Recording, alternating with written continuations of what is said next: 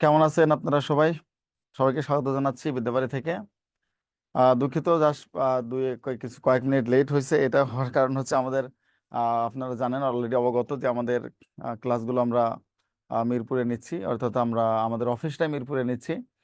এই জন্য ক্লাসরুমগুলোকে রিসাফল করা হচ্ছে, সবগুলো বোর্ডগুলো খোলা হচ্ছে, তাই একটু আমাদের মানে ব্যাঘাত ঘটছে। তো সমস্যা নেই, যে কয় মিনিট লেট হয়েছে এটা আমরা ক্লাসের মধ্যে ইনশাল্লাহ পুষিয়ে দেব। তো কেমন আছেন আপনারা? কি অবস্থা আপনাদের সবার? আনমিউট করে দাও। সবাই কেমন আছেন? আলহামদুলিল্লাহ, স্যার ভালো আছে। আলহামদুলিল্লাহ ভালো আছি যাক, স্যার, আপনি কেমন আছেন? জি আলহামদুলিল্লাহ, আপনি ভালো আমি ভালো আছেন? আছি। আমরা গত ক্লাসে কি পড়িয়েছিলাম? ভাষা আন্দোলন, তাই না? আপনি কেমন আছেন? ভাষা জি আন্দোলন স্যার। থেকে একেবারে 70 সাল পর্যন্ত পড়িয়েছি, রাইট? জি স্যার। জি স্যার। আজকে তো ব্যাপক আজকে আমরা 71 সাল শেষ করব, মহান মুক্তিযুদ্ধ। আর 7 মার্চ থেকেই মূলত, যেহেতু এটা শুরু হয়েছে বা মার্চ থেকে শুরু হয়েছে, এই জন্য আমরা 7 মার্চকে উপলক্ষ করেই মূলত এটা শুরু করব। তো এই মার্চের ঘটনাবলী নিয়ে শুরু হবে। আগে যেটা হতো আপনাদের মুক্তিযুদ্ধের ইতিহাসের মধ্যে, প্রথমে মার্চের ইতিহাসে দুইটা তারিখ গুরুত্বপূর্ণ ছিল। একটা হচ্ছে 25শে মার্চ, শেখ মুজিবুর রহমানের স্বাধীনতার ঘোষণা, এবং আরেকটা হচ্ছে 7ই মার্চ, তার যে ঐতিহাসিক ভাষণ। তো আজকে আমরা যেটা থেকে শুরু করব সেটা হচ্ছে, আগে যেটা আসতো ওরকম না, এখন আপনাদের অন্যভাবে পরীক্ষা প্রশ্ন আসবে। যেহেতু সময়ের সাথে তাল মিলিয়ে আমাদের চলতে হবে, সময়কে আমাদের সামনে নিতে হবে। এখন হুটহাট করে যা ইচ্ছা তাই পড়িয়ে দিলাম আর যা পড়লাম, এর মানে এই না যে আপনি পরীক্ষায় কমন পাবেন। এই জন্য আমি যেটা আপনারা পরীক্ষা একান্ত কমন পাবেন সেই রিলেটেড তথ্যগুলো দেওয়ার চেষ্টা করব, এবং সেগুলো নিয়ে পড়াবো আপনাদের এখানে। সো অনেক তথ্য, আজে বাজে তথ্য বলেন আর অপ্রাসঙ্গিক তথ্য বলেন, সেগুলো আপাতত না পড়লেও চলবে, এবং কোনগুলো পড়বেন না আমি সেটা আপনাদের মেনশন করে দিব। এবার আসি মার্চের ঘটনাবলী। মার্চ মাসে প্রায় 6 দিনের মতো, 6টা তারিখে এরকম বেশ কিছু ঘটনা, গুরুত্বপূর্ণ ঘটনা আছে, যেগুলো আমাদের পড়া উচিত বলে আমি মনে করি। এই জন্য মার্চের ঘটনাবলীর মধ্যে প্রথমে যদি আসি, আমি তারিখ আকারে আমরা প্রকাশ করব, আপনারা সবাই খাতা কলমে লিখে নিলে হবে। প্রথম আসি 2রা মার্চ, এরপরে যদি আসি আমি 3রা মার্চ। অর্থাৎ ইতিহাস যদি বলি, কিছুটা চেঞ্জ হবে, আপনি মানেন অথবা না মানেন, ইতিহাসের চেঞ্জ আসবে, এবং এইগুলো আপনাকে চেঞ্জগুলোই পড়তে হবে। আর পাশাপাশি অনেক কিছু আমি অ্যাভয়েড করব, এগুলো এগুলো আপনারা না পড়লেও চলবে। শুধুমাত্র কারেন্ট তথ্যগুলো দাগিয়ে নেন 11 থেকে 20তম গ্রেডের সামনে যে কোনো পরীক্ষার জন্য, সেইখান থেকেই কমন পাবেন ইনশাল্লাহ। তারপরে আমরা আসি 3রা মার্চ, তারপর আসি 7ই মার্চ। 7ই মার্চকে অবশ্যই অস্বীকার করার কোনো উপায় নেই। এরপর 19শে মার্চ, এরপর আমরা আসি 25শে মার্চ, এরপর আমরা আসি 26 মার্চ। এই তো 6টা তারিখকে আমাদের এখন কি করতে হবে? পড়তে হবে। আগে আমরা কি করতাম, একটা বা দুইটা তারিখ পড়তাম, এবং ওই দুইটা বা একটা তারিখ থেকে আপনাদের পরীক্ষা প্রশ্ন আসতো। ওকে, আফসানা, লাবণী, রিমা দুজনকে দেখতে পাচ্ছি। কি মন খারাপ কেন আপনাদের? মন না খারাপ কেন? স্যার, ভালো আছি। মনে হচ্ছে দুজনারে মন খারাপ। হ্যাঁ, না শ্রাবন্তীকে একটু খুশি খুশি লাগতেছে, শেফালিকে মোটামুটি খুশি না, খুশি লাগতেছে না মোটেও না। হয়তো এমন ভাবে ইয়ে হচ্ছে যে কোনো কোনো সমস্যা, পারিবারিক কোনো সমস্যার মধ্যে। স্যার, না স্যার, স্যার এই যে স্যার নৌবাহিনী যে পরীক্ষা হয়েছিল না উচ্চমান সহকারী, ওইখানে হুম। স্যার আমার 69 থাকে। Sir any possible? পদ কতটা? স্যার 80টার থেকে পদ, স্যার হ্যাঁ, পদ মনে হয় 10টা। আহ, আশা রাখেন, ভাইবার জন্য রাখ পেতে পারেন। হ্যাঁ, স্যার আবার রাইটিং আছে তো? ও তাহলে আসবে, তাহলে আসবে। আর রিটেনের মধ্যে দেখেন কি হয়। তাহলে আমরা মার্চ মাসকে 6 দিন, 6টা তারিখ, এই যেগুলো পড়ে গেছেন এগুলো থেকে কমন পাইছিলেন শেফালি? জি স্যার, স্যার পিবিএস থেকে, জব সলিউশন থেকে ম্যাক্সিমামই আসছে। আচ্ছা, তাহলে তো ভালোই কমন পেয়েছেন বা স্যার আমি জিকের মধ্যে ধরা খাইছি স্যার, আমার বাংলা ইংলিশ অঙ্ক সবই হয়েছে, শুধু জিকের মধ্যে যে ধরা খাইছি। জিকে কি কোথায় গিয়ে কোনটা পারেন নাই দেখি শুনে একটু। স্যার মানে স্যার রিসেন্টলি যে ঘটনাবলী এগুলোর মধ্যে বেশি ধরা খাইছি। আচ্ছা আচ্ছা, মানে রিসেন্ট ঘটনাবলীগুলো ধরা খেয়েছেন। রিসেন্ট ঘটনাবলী তো জিকে আমরা যখন পড়াই আমাদের এখানে তো আমরা শুধু কারেন্ট তথ্যগুলো পড়াই। রিসেন্ট তথ্যগুলোর ক্ষেত্রে আপনাদের অবশ্যই কারেন্ট অ্যাফেয়ার্স মানে ইয়ে করা উচিত আমার মনে হয়। প্রত্যেক মাসের কারেন্ট অ্যাফেয়ার্সকেও যদি কেউ মেনটেন করে চলেন তাহলেই অনেক প্রশ্ন কমন পাবেন। আর রিসেন্ট আমি আগেও বলেছি যদি 20 নম্বরের পরীক্ষা হয় ধরে নেবেন রিসেন্ট প্রশ্ন 5টা আসবে, বাদ দিতে পারবেন না। রিসেন্ট এই যে মিলিয়ে দিবে, যেমন এখনকার এই যে সাম্প্রতিক সময় যে কারো ঘটনাগুলো ঘটে যাচ্ছে এগুলো থেকে দেবে, এগুলো আপনারা কারেন্ট অ্যাফেয়ার্স পড়লেই কিন্তু হয়ে যায়। অথবা 6 মাসের জন্য সালতামামি পড়তে পারেন, এটা আপনার কাজে লাগবে, কিন্তু ভুল করা যাবে স্যার না। হ্যাঁ, রিসেন্ট গুলো একটু আনসারে পড়ার 6টা চেষ্টা করুন। দিছিলাম, 6টাই ভুল হয়েছে। আচ্ছা, 6টাই ভুল? বাপরে বাপ, এরকম কোনো কথা! তো আপনি আন্দাজি কেন দেখাইতে গেছেন? না হলে 8 মার্ক বাড়তো। ওকে, 3রা মার্চে আমরা আসি। আমাদের এই যে আমার সোনার বাংলা আমি তোমায় ভালোবাসি, এই 3রা মার্চ আমাদের সেই জাতীয় সঙ্গীত কি করা হয়, নির্বাচন করা হয়। কার মাধ্যমে জাতীয় সঙ্গীত নির্বাচন হয়? জাতীয় সঙ্গীত নির্বাচনের পাশাপাশি যেটা হয় সেটা হলো ওই দিন একসাথে গাওয়া হয়, জাতীয় পতাকা উত্তোলনের সাথে সাথে একসাথে কি করা হয়, গাওয়া হয়। এই জন্য আমাদের 3রা মার্চ গুরুত্বপূর্ণ পরীক্ষা এভাবে আসে, জাতীয় সঙ্গীত কত তারিখে নির্বাচন করা হয়। 7ই মার্চ আমরা সবাই জানি যে শেখ মুজিবুর রহমানের ঐতিহাসিক ভাষণ, তাই না? ঐতিহাসিক কি, বারবার বোর্ডটা জ্বালাচ্ছে, ঐতিহাসিক ভাষণ হয় 7ই মার্চ। 19শে মার্চ আমরা বলি সশস্ত্র প্রতিরোধ দিবস। এটাকে কেন সশস্ত্র প্রতিরোধ দিবস বলে, এর পিছনে কারণ আছে, আমি একটু আলোচনা করি। এখানে মূলত সশস্ত্র প্রতিরোধ দিবসের বলার কারণ হচ্ছে যে এই এই দিনে মূলত আমাদের যুদ্ধের যে দামামা, আমাদের যে পাকিস্তানি হানাদার বাহিনীর সাথে যুদ্ধের যে দামামাটা এই দিনেই প্রচলিত এবং এই দিনেই চালু হয়েছিল। সেটা কিভাবে আমরা দেখি, সশস্ত্র প্রতিরোধ দিবসে এই দিন যেটা হয়েছিল, এই আমাদের পাকিস্তান হানাদার বাহিনী মূলত আপনারা সবাই জানেন যে 18ই মার্চ থেকেই আমাদের প্রতি 17ই মার্চ যখন আমাদের এখানে সোয়াত জাহাজ চলে আসে, এই সোয়াত জাহাজ আসার পরে তারা অস্ত্র নিয়ে চলে আসে এবং তারা 18ই মার্চ থেকে প্ল্যান করা শুরু করে। ভুট্টো, রাও ফরমান আলী থেকে শুরু করে যারা ওই সময় দায়িত্বে ছিলেন তারা একটা প্ল্যান করা শুরু করে যে যেভাবে হোক বাঙালিদেরকে কি করতে হবে, নিরস্ত্র করতে হবে। তাদের প্ল্যানের অন্তর্ভুক্ত ছিল কোনটা বলেন তো? তাদের প্ল্যানের অন্তর্ভুক্ত ছিল এটা যে আমরা 25শে মার্চ থেকে অপারেশন সার্চলাইট চালিয়েছি, তাই না? জি আমরা কি স্যার। করেছি? 25শে মার্চ অপারেশন সার্চলাইট থেকে চালিয়েছি বা চালাবো। তার আগে যেটা হবে, বাঙালি সৈন্য যারা আছে, হুম, বাঙালি সৈন্য আপনারা অনেকেই জানেন, বাঙালি সৈন্যদের একটা বড় অংশ মূলত এখানে ইনভলভ ছিল। তো বাঙালি সৈন্যদেরকে নিরস্ত্র করতে হবে। কি করতে হবে? নিরস্ত্র করতে হবে। আর এই নিরস্ত্র করার কারণেই মূলত কি করা হয়, এই নিরস্ত্র করার প্ল্যান হিসেবে 19শে মার্চ আমাদের যে সমরাস্ত্র কারখানা গাজীপুর জয়দেবপুরে আছে, এই সমরাস্ত্র কারখানাতে কি করা হয়, অ্যাটাক করা হয়। অ্যাটাক করার আগে যেটা হয় যে স্বাভাবিক নিয়মে আমাদের এখানে যারা স্পাই ছিল, এই স্পাইরা আমাদের এই সৈন্যদেরকে আগে থেকেই বলে দিয়েছিল যে এখানে আগামীকাল আপনাদের উপরে কি হতে পারে, নিরস্ত্র করার একটা অ্যাটাকিং হতে পারে। আমরা আগে থেকে জেনে গিয়েছিলাম। পাকিস্তান যখন আমাদের নিরস্ত্র করার জন্য গিয়েছে আমরা সেখানে অস্ত্র সহ প্রতিবাদ করেছিলাম। এই জন্য এটাকে বলা হয় সশস্ত্র প্রতিরোধ দিবস। মূলত যুদ্ধের দামামা বা যুদ্ধের যে চালু বা যুদ্ধের শুরুটা সেখান থেকেই শুরু। আমরা কিন্তু বুঝে গিয়েছিলাম যে আর তাদের সাথে আমাদের কি হবে না, হয়তোবা একত্র হওয়া সম্ভব হবে না। এটাকে হবে বলে না। সশস্ত্র প্রতিরোধ দিবস। কোথায়? গাজীপুরের জয়দেবপুর। 25শে মার্চ আমরা কি বলি, গণহত্যা দিবস, তাই না? গণহত্যা দিবস বা কি বলবো আমরা, অপারেশন সার্চলাইট।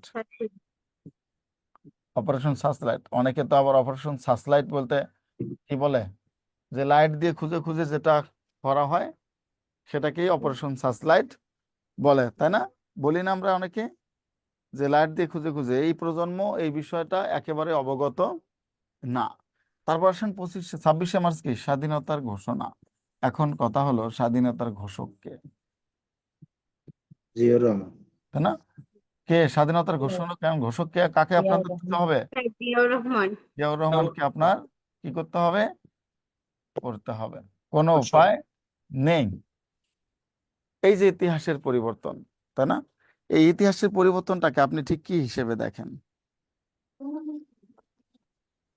স্যার তাহলে আসলে ঘোষকটা কে, স্বাধীনতার ঘোষকটা আসলে কে? জিয়াউর রহমান। স্বাধীনতার ঘোষক কে বলেন তো? স্যার জিয়াউর রহমানই। জিয়াউর কেন, রহমান স্যার। কিভাবে? স্যার প্রথম তো জিয়াউর রহমানই ঘোষণা দিয়েছিল। স্যার লাস্ট জিয়াউর আবার রহমান কে দিয়েছে? ঘোষণা দেয়নি স্যার। স্যার শেষ কে যে দিয়েছে? রেকর্ডিংটা আছে সেটাও সে বলতেছে যে শেখ মুজিবের পক্ষ থেকে ঘোষণা দিতেছি, ক্লিয়ার রেকর্ডিং।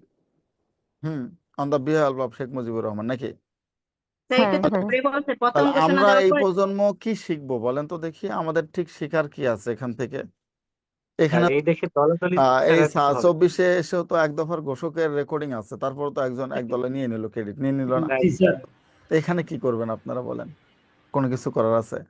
সো এই জন্য আগের ক্লাসেও আমি বলেছি যে ইতিহাস পড়তে গেলে পাগল হবেন, নাহলে বিপ্লবী হবেন।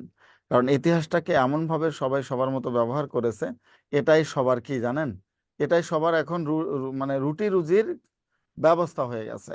যার যেমন হ্যাঁ ইচ্ছে সেভাবে সেই ইতিহাসটাকে বিকৃত করতেছে।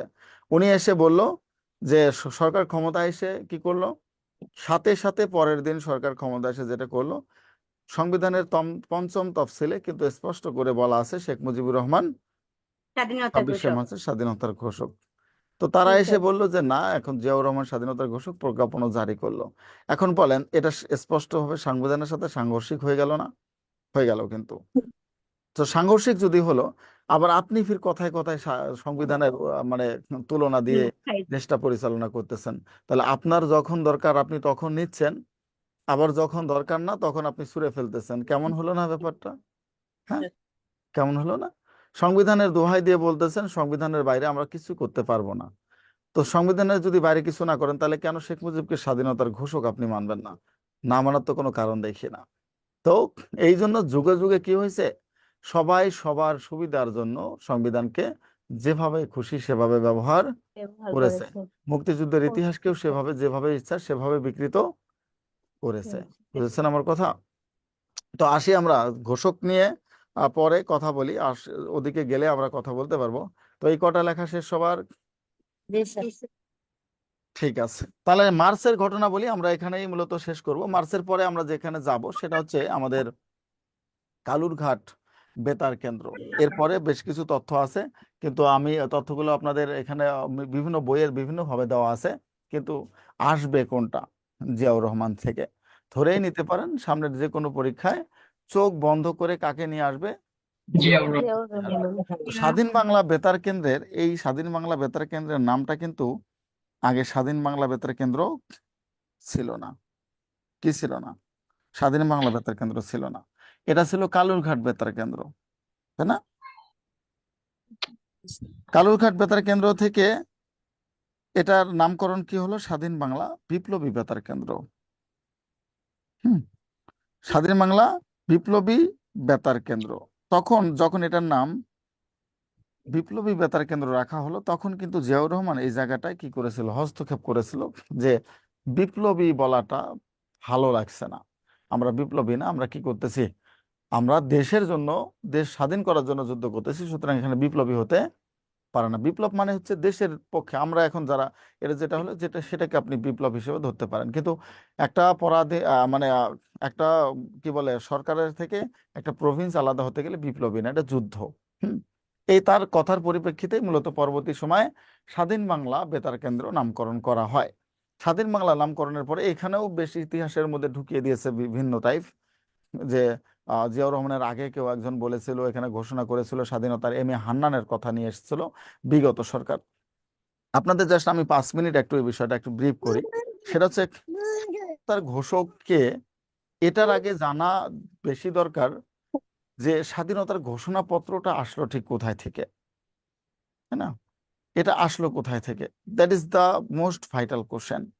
সো এইখানে স্যার মুজিব বেসিকলি যদি আমি দেখি ব্যাপারটা যেটা হয়, যে 25শে মার্চ রাত্রে যখন শেখ মুজিবুর রহমানের বাড়িতে তাজউদ্দিন আহমেদ এবং ডক্টর কামাল হোসেন আসেন, এটা হচ্ছে তাজউদ্দিন নেতা ও পিতা বইটা শারমিন তাজ লিখেছেন, বইটার মধ্যে তিনি এটা মেনশন করেছেন যে যখন তার বাড়িতে আসা হয় তাজউদ্দিন আহমেদ এবং কামাল হোসেন, তারা দুজন এসে তাকে বলে যে আমরা তো অলরেডি মানে অবগত কিছু একটা ঘটছে। দেখেন আরো একটা ব্যাপার আপনাদেরকে বলি, এই যে কেনগুলোর উত্তর নাই, কিন্তু আসলে নাই। যদি আমাদের লিডাররা এটা আগে থেকে জানিয়ে থাকে কিছু একটা ঘটতে যাচ্ছে, তাহলে কি আমাদের জনগণকে সাবধান করা যেত কিনা? যেত না?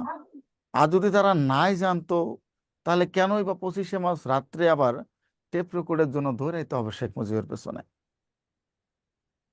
একটু চিন্তা করেন তো, সাংঘর্ষিক না? আমার জনগণ, আমার লিডাররা জানতো যে এখানে ঘটনা ঘটতে পারে আজকে রাত্রে, তাহলে আমাদের সাবধান করে দিতে পারতো, আমরা সাবধান থাকলে বিপদ কম হতো। এক। আর যদি তারা নাই জানতো, তাহলে কেনই বা 25শে মার্চে ঠিক স্বাধীনতার ঘোষণার জন্য টেপ রেকর্ড নিয়ে শেখ মুজিবের বাড়িতে হাজির হলো? তাহলে কেনই বা শেখ মুজিবকে যখন নিতে আসলো, তখন তিনি আস্তে করে জিপে চড়ে চলে গেল?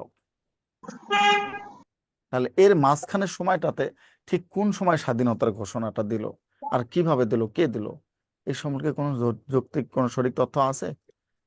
ভালো করে না খেয়াল স্যার। করে দেখেন তো।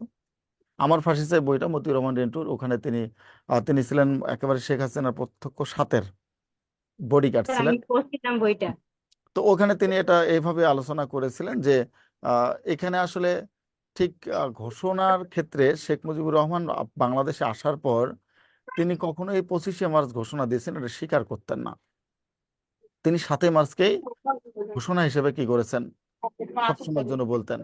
এবং আমরা সর্বশেষ যখন দেখলাম মেজর ডালিম এবং কর্নেল রশিদ দুজনার যখন আমরা টকশো দেখলাম ইলিয়াসের সাথে, তখনও কিন্তু এই দুজনে বলেছে যে কখনো তিনি 25শে মার্চ স্বাধীনতার ঘোষণা এটা স্বীকার করতে চায়নি। তিনি বারবার স্বীকার করেছেন কোনটা, যে 7ই মার্চ। কি করেছেন? তিনি বারবার 7ই মার্চকে বারবার স্বীকার করতে চেয়েছেন যে 7ই মার্চে আমার স্বাধীনতার ঘোষণা হয়ে যাওয়ার কথা, বা 7 মার্চকে তিনি মেনশন করেছেন। এবং এই তাজউদ্দিন নেতা পিতা এই বইয়ের মধ্যেও তিনি এই বিষয়টাই মেনশন করেছেন বারবার। তাহলে কথা হচ্ছে এই 26শে মার্চের ক্ষেত্রটা তাহলে কি আসলো কিভাবে? তখন ডক্টর কামাল হোসেন এবং তাজউদ্দিন আহমেদ আসলেন, আসার পর এই স্বাধীনতার ঘোষণার জন্য তারা কি করলেন, মূলত কথা বলতে চাচ্ছিলেন, তখন কিন্তু শেখ মুজিবুর রহমান দেয়নি। কি করে জানে? এই ব্যাপারটায় পারমিশন দেয়নি। তাহলে তিনি কেন পারমিশন দিলেন না? এই যে কেনগুলোর উত্তর, হ্যাঁ, এই কেনগুলোর উত্তর কিন্তু কোনোভাবেই আমরা আজ পর্যন্ত পাইনি। সো এই জায়গায় যখন ডক্টর কামাল হোসেন এবং তাজউদ্দিন আহমেদ চলে গেলেন, যাওয়ার পর এই রাত 12টা এবং 1টার মাঝামাঝি সময়, এই 12টা এবং 1টার মাঝামাঝি সময় কিন্তু তাকে ধরে নিয়ে যাওয়া হলো শেখ মুজিবুর রহমানকে, এবং এই অপারেশনের নাম দেওয়া হলো অপারেশন বিগ বার্ড, তাই না? Operation big bird. সো ধরে নিয়ে যাওয়ার ফলে এখন এই যে আমরা বইয়ে পড়ে আসতেছি, অয়েলের যোগে তিনি স্বাধীনতার ঘোষণাপত্র পাঠিয়েছেন। অয়েলের যোগে কি আসলে স্বাধীনতার ঘোষণাপত্র পাঠানো যায় কিনা? That's the fact. অয়েলের যোগে তখন কি ছিল? এটা মোবাইলের মতো। কিসের মতো? মোবাইলের মতো। আপনি ফোন যদি রিসিভ না করেন, যেমন কথা বলতে পারবেন না, ঠিক ওয়্যারলেসের মতো রিসিভ না করলে কথা বলা যায় না। তাহলে হুইল রিসিভ, মানে এই যে কোন ব্যক্তিটা ওয়্যারলেস রিসিভ করেছিল, আজ পর্যন্ত এই ব্যক্তিটাকে খুঁজে পাওয়া যায় নাই। তাহলে ঘোষণাটা গেল কিভাবে? এটা একটা ফ্যাক্ট হয়ে দাঁড়ালো না? এখন কি জিয়াউর রহমান লিখেছেন নিজেই, নাকি অন্য কারো দ্বারা লেখা হয়েছে? এই ব্যাপারটা আজ পর্যন্ত ধোঁয়াশা। আর যদি না লিখে থাকে, তাহলে পাঠ করলোটা কি?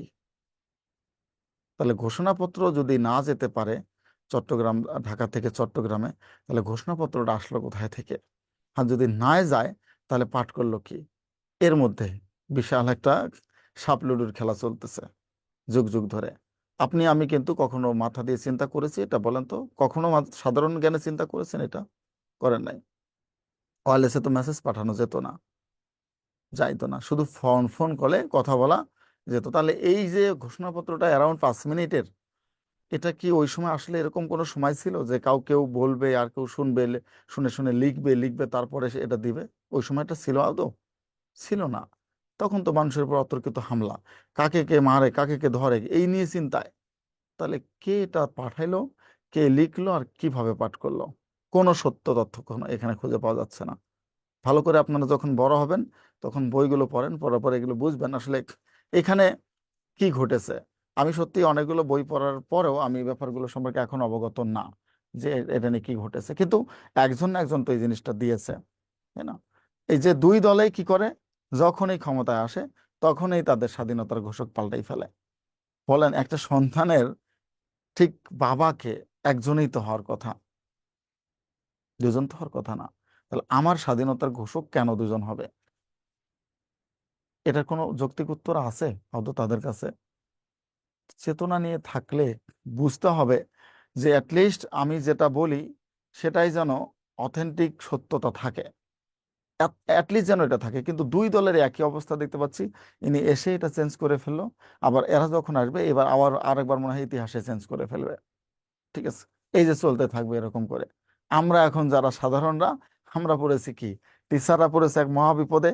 আপনারা এসেই জিজ্ঞাসা করেন যে স্যার তাহলে ঘোষকটা কে? আমরা এখন পড়ে গেছি মহাবিপদে। আপনাদের কি ঠিক কোন ইতিহাস বলতে যাবো? যদি আবার বলতে গিয়ে যদি উল্টা পাল্টা হয় তো আপনারা তো কালকে বলবেন যে শাহন স্যার এটা বলছে। বলবেন না? বলবেন তো নাকি? সেই জন্য আমাদের এখন অধিক পরিমাণ জানতে হচ্ছে, জানার পরও দেখতেছি যে ল্যাকেন্স থেকে যাচ্ছে। কারণ ওই জায়গাটা যে নাই ইতিহাসে, কেমনে নিয়ে আসবো? চাইলে কি 72 থেকে 75 ইতিহাস নিয়ে আসতে পারবেন? সম্ভাবনা আছে? পুরো পুড়ে দিয়েছে, ছারখার করে দিয়েছে, নাই কোনো ইতিহাস। সেই ইতিহাস যেহেতু নাই, ওটা কই থেকে নিয়ে আসবেন আপনি? 78 থেকে 81ও নাই। ছোট ছোট কিছু হালকা পাতলা ভালো কাজ যেগুলো করেছে সেগুলো আছে, খারাপ একটাও নাই, সব ধ্বংস করে দিয়েছে। যখন যে ক্ষমতা আসছে তখনই আলামত ধ্বংসের জন্য এরা ব্যস্ত হয়ে গেছে। এখন কি করবেন আপনি, আমি কি শিখবো? সুতরাং যে সরকার যখন আসবে সেটাই শেখেন।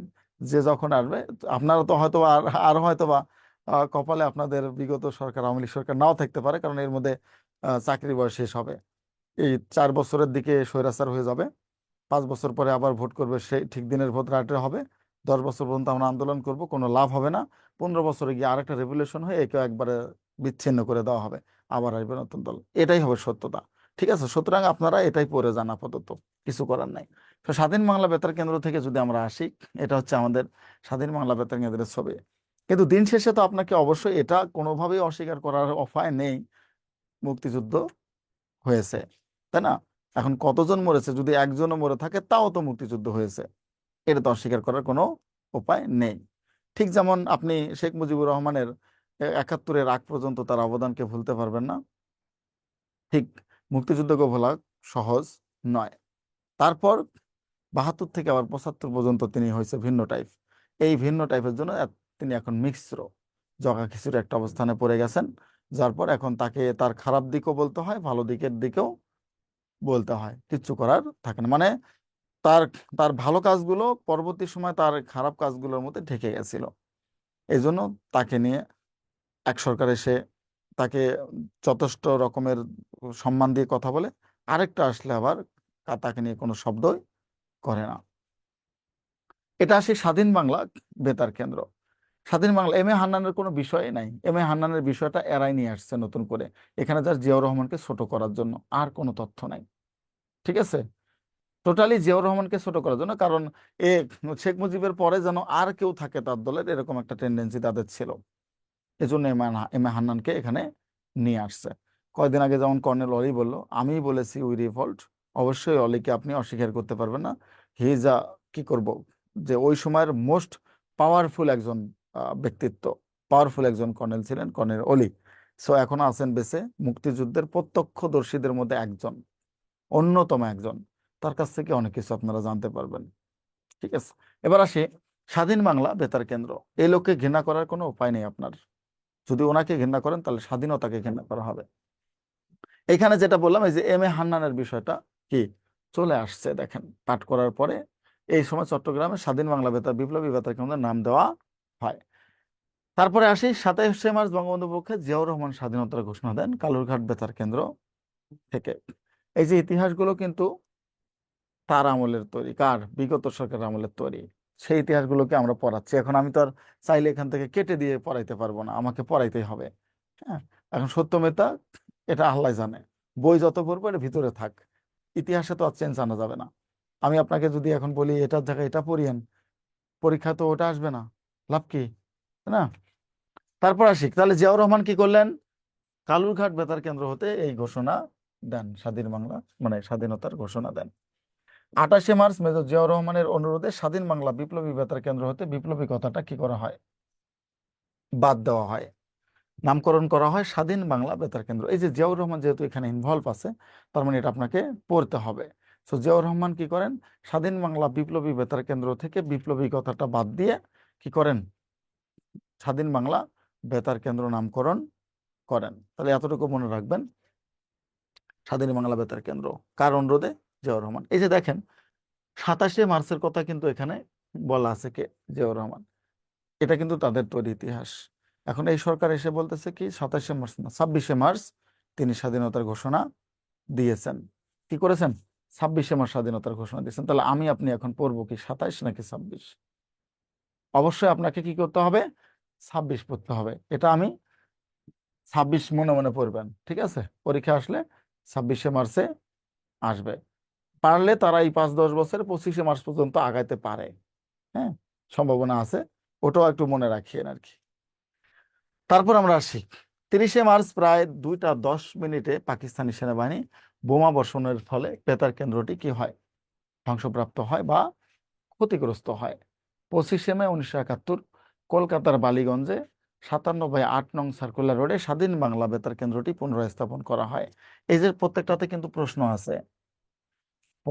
30 মার্চ, 25 মে, 6 ডিসেম্বর 1971 নামকরণ করা হয় বাংলাদেশ বেতার।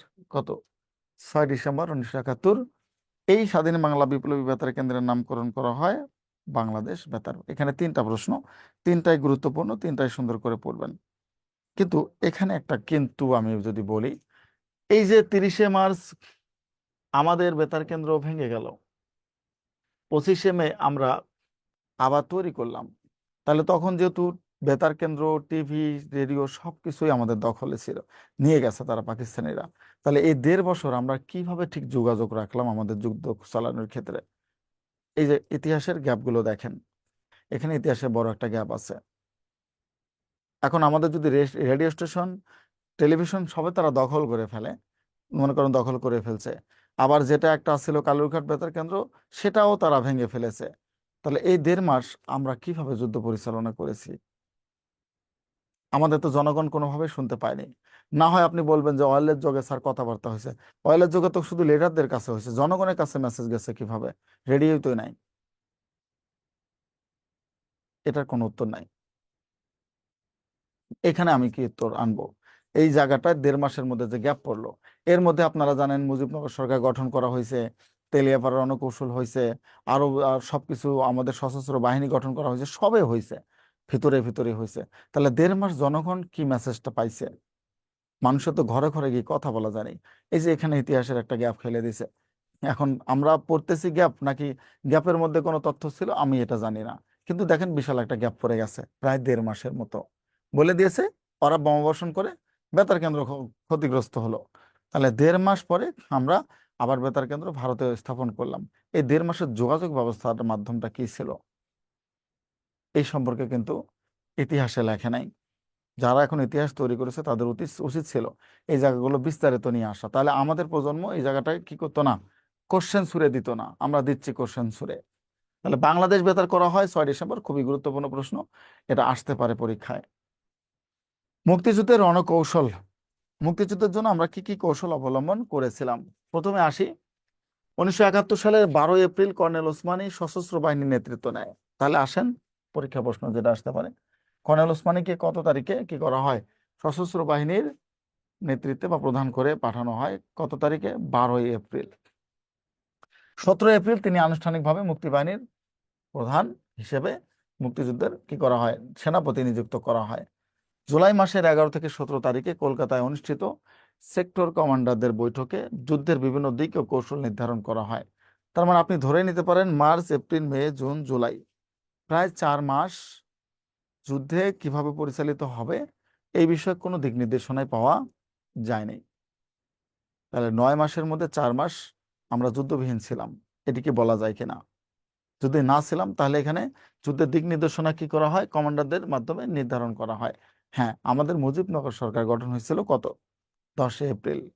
এই মুজিবনগর সরকারের নির্দেশনায়, দিক নির্দেশনায় আমরা মোটামুটি ভাবে কি হতে থাকি? সুসংগঠিত হতে থাকি সারা বাংলাদেশে। এখন হয়তো বা মোবাইলের যুগ, মুহূর্তের মধ্যে একটা জিনিস ভাইরাল হয়ে যায়, সেকেন্ডের মধ্যে একটা জিনিস পাস হয়ে যায়। কিন্তু তখন তো মোবাইল ছিল না, না মোবাইল, না টেলিভিশন, না রেডিও খুব একটা বেশি ছিল। 2-3টা গ্রাম, একটা ইউনিয়ন মিলে একটা করে রেডিও ছিল। তো গ্রামে তথ্যগুলো পৌঁছতে গেলে কতদিন সময় ঠিক লেগেছে, এটাও ভাবার বিষয়।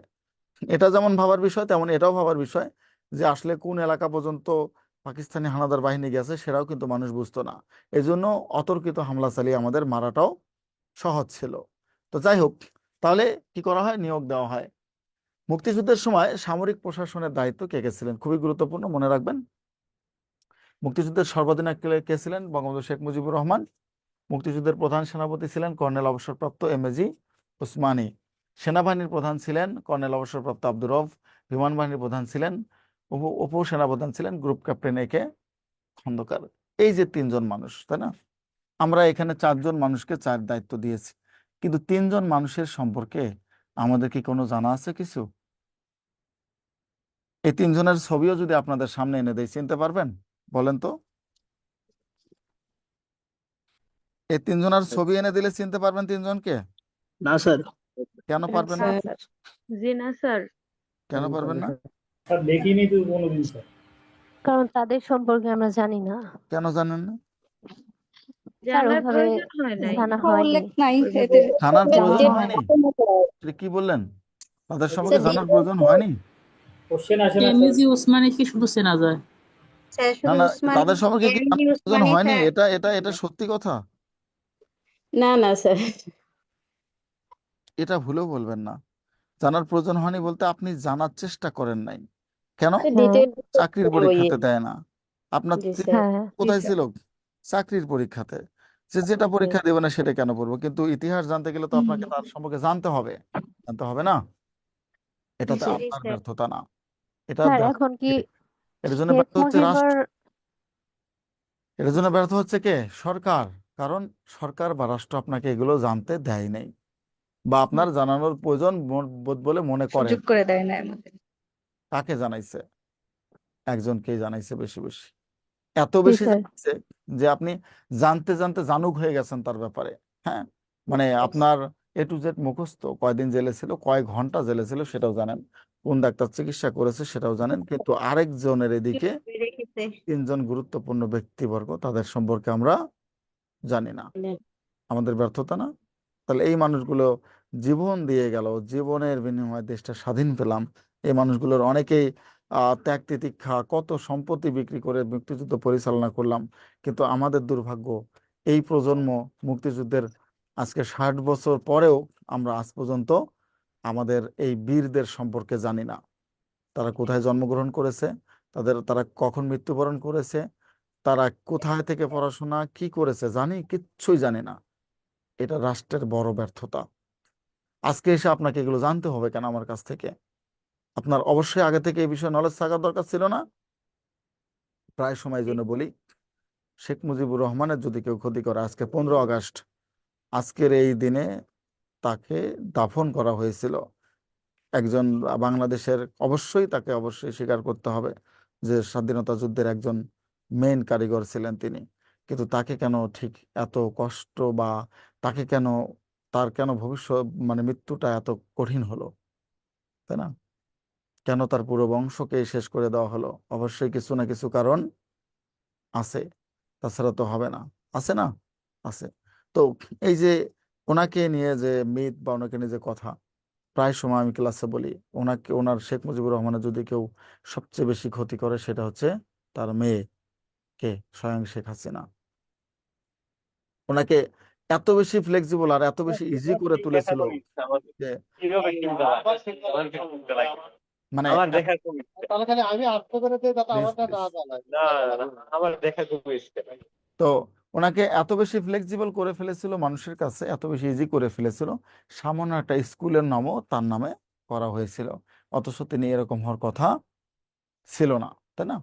তো যাই হোক, তিনি সর্বাধিনায়ক ছিলেন। আর এই যে তিনজন ব্যক্তির একটু ছবিটা আপনাদেরকে দেখাবো।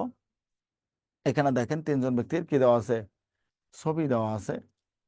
কে কোনটা বলেন তো দেখি, এখানের বলতে পারেন কিনা, বলতে পারবেন এই তিনজন সম্পর্কে বলেন। স্যার প্রথমটা হয়েছে এম.জি. নোমানী, দ্বিতীয়টা হয়েছে এম. র, আর তৃতীয়টা হয়েছে এক খন্দকার।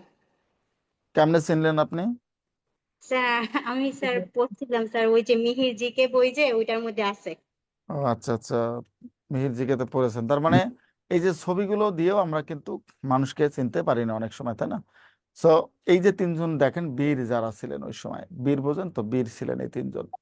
এই তিনজন বীর আমাদের, এই তিনজন কি করেছেন, মুক্তিযুদ্ধের পুরো মুক্তিযুদ্ধের সময় এই তিনজন লিড দিয়েছে আমাদেরকে। কিন্তু দুর্ভাগ্য, ওই যে বললাম না, একে খন্দকার বেঁচে ছিল 2025 সাল পর্যন্ত। জানেন আপনি? কেউ জানেন? জানেন না না? স্যার। না কেউ জানেন না। এই তিনজনের মধ্যে দুইজন 25 সাল পর্যন্ত, 24 সাল 25 সাল দুজন বেঁচে ছিলেন, 24 সাল 25 সালে দুজন মারা গেছেন, অথচ কেউ আমরা জানি না। দেখেন কতটা আমরা মানে স্বার্থপর, সেলফিশ। মানুষগুলো হয়তো ধুকে ধুকে মরে গেছেন, মানুষগুলো হয়তো এটাই চিন্তা করেছেন, এই বাংলাদেশ কি দেখতে চেয়েছিলাম, যারা আমাদের কোনো ভ্যালু দিল না। না অর্থাৎ এই মুক্তিযুদ্ধ করে দিয়ে তারা, যারা দেশকে স্বাধীন করে দিয়ে গেছে, সব মুক্তিযুদ্ধ পরবর্তী সময় সবচেয়ে বেশি অবহেলিত, লাঞ্ছিত, অপমানিত তারাই হয়েছে, তারাই হয়েছে। এই মানুষগুলোকে পরবর্তী সময় কোনো হার্ডলাইনে নিয়ে আসা হয়নি। এই মানুষগুলোকে পরবর্তী সময় তার যোগ্য সম্মানটাও দেওয়া হয়নি। ওই যে শেখ মুজিব 10 জানুয়ারি দেশে প্রবেশ করেই তাজউদ্দিনকে বলেছেন, তাজউদ্দিন আমি কিন্তু কি হব, প্রধানমন্ত্রী হব। প্রধানমন্ত্রী। সো কতটা মানে একজনকে হিট করে বললে এরকম মানে পেইন পাওয়া যায়, সেটা কিন্তু দিয়েছে তাকে, তাজউদ্দিনকে, যে দেশটা স্বাধীন করলাম 9টা মাস, আর দেশ স্বাধীনের পর 1 মাসও আমি প্রধানমন্ত্রী থাকতে পারবো না। তিনি এসে 12ই জানুয়ারি নিজেকে প্রধানমন্ত্রী ঘোষণা করলেন। এমনিতেই কি একজন আর প্রতি মানুষ এতটা ক্ষিপ্ত হয়? হয় না। অর্থাৎ তার দলের লোকগুলোই তার প্রতি ক্ষিপ্ত ছিলেন। তার বাকশাল, তার কি বলে, তার বাকশাল গঠন, তার রক্ষী বাহিনী গঠন, মুক্তিযুদ্ধে দুর্ভিক্ষের সময় দেশকে মেইনটেইন না করা, প্রচন্ড দুর্নীতি হওয়া, অরাজক হওয়া, কালোবাজারি হওয়া, এগুলো তাকে শেষ করে দিয়েছিল, তাকে তার প্রতি নিয়েছিল। যাই হোক, তিনজনকে আমরা মনে রাখি। তার আগে একটু তেলিয়াপাড়া রণকৌশল নামে পরীক্ষা দেয়, যে এটা কি ছিল, এটা কত সালে হয়েছে। 1971 সালের 4 এপ্রিল হবিগঞ্জ জেলার মাধবপুর উপজেলায় তেলিয়াপাড়া নামক জায়গায় কি করা হয়েছিল, সকলেই আমাদের যারা মূলত সামরিক বাহিনীর যে কর্মকর্তাগুলো, তারা সকলে উপস্থিত হয়েছিলেন। লক্ষ্য কি ছিল? লক্ষ্য ছিল একটাই, যে যুদ্ধ পরিচালনার ক্ষেত্রে কোনোভাবে পিছপা হওয়া যাবে না। ঠিক আছে, যুদ্ধ পরিচালনার ক্ষেত্রে কোনোভাবে পিছপা হওয়া যাবে না। অর্থাৎ 26শে মার্চ থেকে 4 এপ্রিল পর্যন্ত আমাদের কোনো প্রকার শাসক ছিল না, কেউ উপদেষ্টা, কেউ ধরবে, কে কাকে ধরবে, কিচ্ছুই ছিল না। তো 4 এপ্রিলে তখন আমাদের সামরিক বাহিনী যারা ছিলেন, তারা কি করলেন, তারা সিদ্ধান্ত নিলেন এইভাবে থাকলে আমরা হয়তোবা নিশ্চিহ্ন হয়ে যাব। সো আমরা তো জন্মগতভাবে স্বার্থপর, আমরা সেলফিশ জাতি। সো এই সেলফিশ জাতিকে ঠিক কিভাবে কি করবে, বিশাল এক কনফিউশন ধরা দিল। কি করবে, বিশ্বাস পাচ্ছে না, কেউ কাউকে বিশ্বাস পাচ্ছে না। আমরা ওই যে সেলফিশ কেন বললাম না, এই যে শেখ মুজিবুর রহমানের, যদি আজকের হত্যাকাণ্ডের একটু জাস্ট ইতিহাসটা বলি, শেখ মুজিব হত্যাকাণ্ডের জন্য প্রধান দায়ী কে ছিল বলেন তো? স্যার মুস্তাক, খন্দকার মুস্তাক, তাই না? খন্দকার কিন্তু মুস্তাক আহমেদ। শেখ মুজিবের সবচেয়ে কাছের মানুষটা কে ছিল বলেন তো? স্যার খন্দকার মুস্তাক আহমেদই। খন্দকার মুস্তাক আহমেদ ছিলেন। সবচেয়ে কাছের লোক কে ছিলেন? খন্দকার মুস্তাক আহমেদ। অর্থাৎ শেখ মুজিবুর রহমানের বাড়িতে মানে এতটাই আপন ছিল, যে শেখ মুজিবুর রহমানের বাবা মা মৃত্যুবরণ করার পর সে কবরের মাটি ছুঁয়ে কান্না করেছে, কবরে নামছে আর ওঠে না, আমার বাবাকে দিও না কবরে, আমার মাকে দিও না কবরে, এতটাই ভালোবাসতো। কিন্তু সেলফিশ বলছি না আমরা, সেলফিশ। তো যখন এই সেনাবাহিনীদের মধ্যে একটা একটা ডিপার্টমেন্ট যখন ক্ষিপ্ত হলেন, যখন শেখ মুজিবকে মেরে ফেলবে এরকম সিদ্ধান্ত নিলেন, তখন তারা ভাবলেন যে after Sheikh Mujib wheel lead the country, তাই না? আফটার শেখ মুজিব কে এটা লিড দেবে? কারণ সেনাবাহিনী থেকে হুট করে এসে প্রধান হওয়া যাবে না।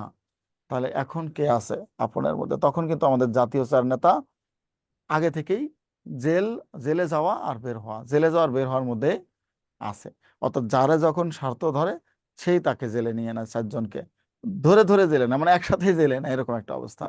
এই স্বাধীনতার পরে, স্বাধীন আফটার লিবারেশন, তার আগে আমাদের জাতীয় চার নেতা সবচেয়ে বেশি কি করতেন জানেন? হয়তো সূর্যের আলো দেখছে, কিন্তু স্বাধীনতার পর আমার এই জাতীয় চার নেতা সূর্যের আলো দেখে নাই। এই হচ্ছে আমরা সেলফিশ জাতি। তখন খন্দকার মোস্তাককে ধরা হলো যে তোমার শেখ মুজিবকে হত্যা করব, বিনিময় কি আছে? তোমার জন্য অফার আছে। শেখ মুজিব আজকে মরলে কালকে তুমি প্রেসিডেন্ট হয়ে যাবা। কি হবে? অস্থায়ী প্রেসিডেন্ট হবে। আমরা দেখেন কেমন সেলফিশ, একটু জাস্ট মনোযোগ দিয়ে শোনেন। তখন এই খন্দকার মোস্তাক, ওকে কি করতে হবে? এই যে ঘরের তথ্য, কোথায় থাকে কে, কোন ঘরে কে ঘুমায়, এই তথ্যগুলো খন্দকার মোস্তাক কিন্তু সেনাবাহিনীকে দিয়েছিল। পাশাপাশি নিরপেক্ষ থাকতে হবে, তাকে এটা বলা হলো যে কি কোনো আন্দোলন করা যাবে না, নিরপেক্ষ থাকতে হবে। যেই কথা সেই কাজ, তিনি নিরপেক্ষ থাকলেন। এত কিছু ঘটে গেল, তিনি কোনো কিছুই করলেন না, এবং মাঝরাতে তিনি ঘোষণা করলেন যে শেখ মুজিব মারা গেছেন, আগামীকাল নতুন প্রেসিডেন্টের নাম ঘোষণা হবে। ঠিক আছে? তো পরবর্তী সময় আপনারা জানেন এই খন্দকার মুস্তাকের জানা সত্ত্বেও খন্দকার মুস্তাক কি করেছেন? শুধু ক্ষমতার লিপ্সার জন্য স্বার্থপরতা করেছেন। শেখ মুজিব তো চলে গেল, বংশশুদ্ধ কি হলো? চলে গেল। এখন তাহলে নেক্সট কি হবে? তখন এই যে অগাস্ট, সেপ্টেম্বর, অক্টোবর 3 মাস কিন্তু খন্দকার মোস্তাক শাসনে ছিল। তিনি মনে করলো শেখ মুজিব তো গেছে, কিন্তু কি আছে, আরো তো 4 জন লিডার আছে আমার সাথে যারা যুদ্ধ করেছে, যারা মুজিবনগর সরকারে ছিল। সুতরাং তাদেরকে না শেষ করলে তো হচ্ছে না। এখনো তাদের জন্য, তাদের মৃত্যুর জন্য দায়ী করা হয় কাকে? খন্দকার মুস্তাককে। এবং আরো বেশ কিছু ছিল, খালেদ মোশাররফ থেকে শুরু করে শফিউল্লাহ, সেনাবাহিনীর একটা বিশাল গ্রুপ এটার জন্য দায়ী ছিল। তো জেলখানায় তাদেরকে মারার জন্য পাঠিয়ে দেওয়া হলো। আমাদের জাতীয় 4 নেতাকে মারবে। চিন্তা করেন, এই স্বাধীন দেশে যারা দেশ স্বাধীন করেছে তাদেরকে মারবে। তো তারা গেলেন, যাওয়ার পর ফজরের সময়, ফজরের আগে আগে গিয়েছিলেন তারা, গিয়ে দেখলেন যে তারা কেউ নামাজ পড়তেছে, কেউ হয়তো বা কোরআন শরীফ পড়তেছে, কেউ ওযু করতেছে, এরকম আর কি। তো তারপরও এর মধ্যেই কি করলেন? তাদেরকে মারতে হবে। তো তখন এদেরকে যখন এটা বললেন, তখন মূলত ওপাশ থেকে তথ্য আসলো যে এরা যখন গিয়ে বললেন যে স্যার আপনাদের সাথে কথা আছে, তখন আমাদের লিডার যারা ছিলেন তারা কিন্তু বুঝতে বাকি ছিল না, সামথিং রং, কিছু একটা অঘটন ঘটতে যাচ্ছে। তখন তারা বলল ঠিক আছে আমরা নামাজ পড়ি, কেউ বলছে কোরআন শরীফ পড়ি। তারপর দেখেন এই যে সময়ের মধ্যে এখানে যখন বলল, এই সময়ের মধ্যে তাদেরকে আবার পাঠানো হলো কলে, ওপাশ থেকে বললো যে না, দেরি করা যাবে না, don't be late, urgent shoot করতে হবে। তো তখন এই জেলখানায় থাকা অবস্থায় যে যে অবস্থায় ছিল আমাদের 4 নেতা, সবাইকে একসাথে ট্রান্সফার করা হয়।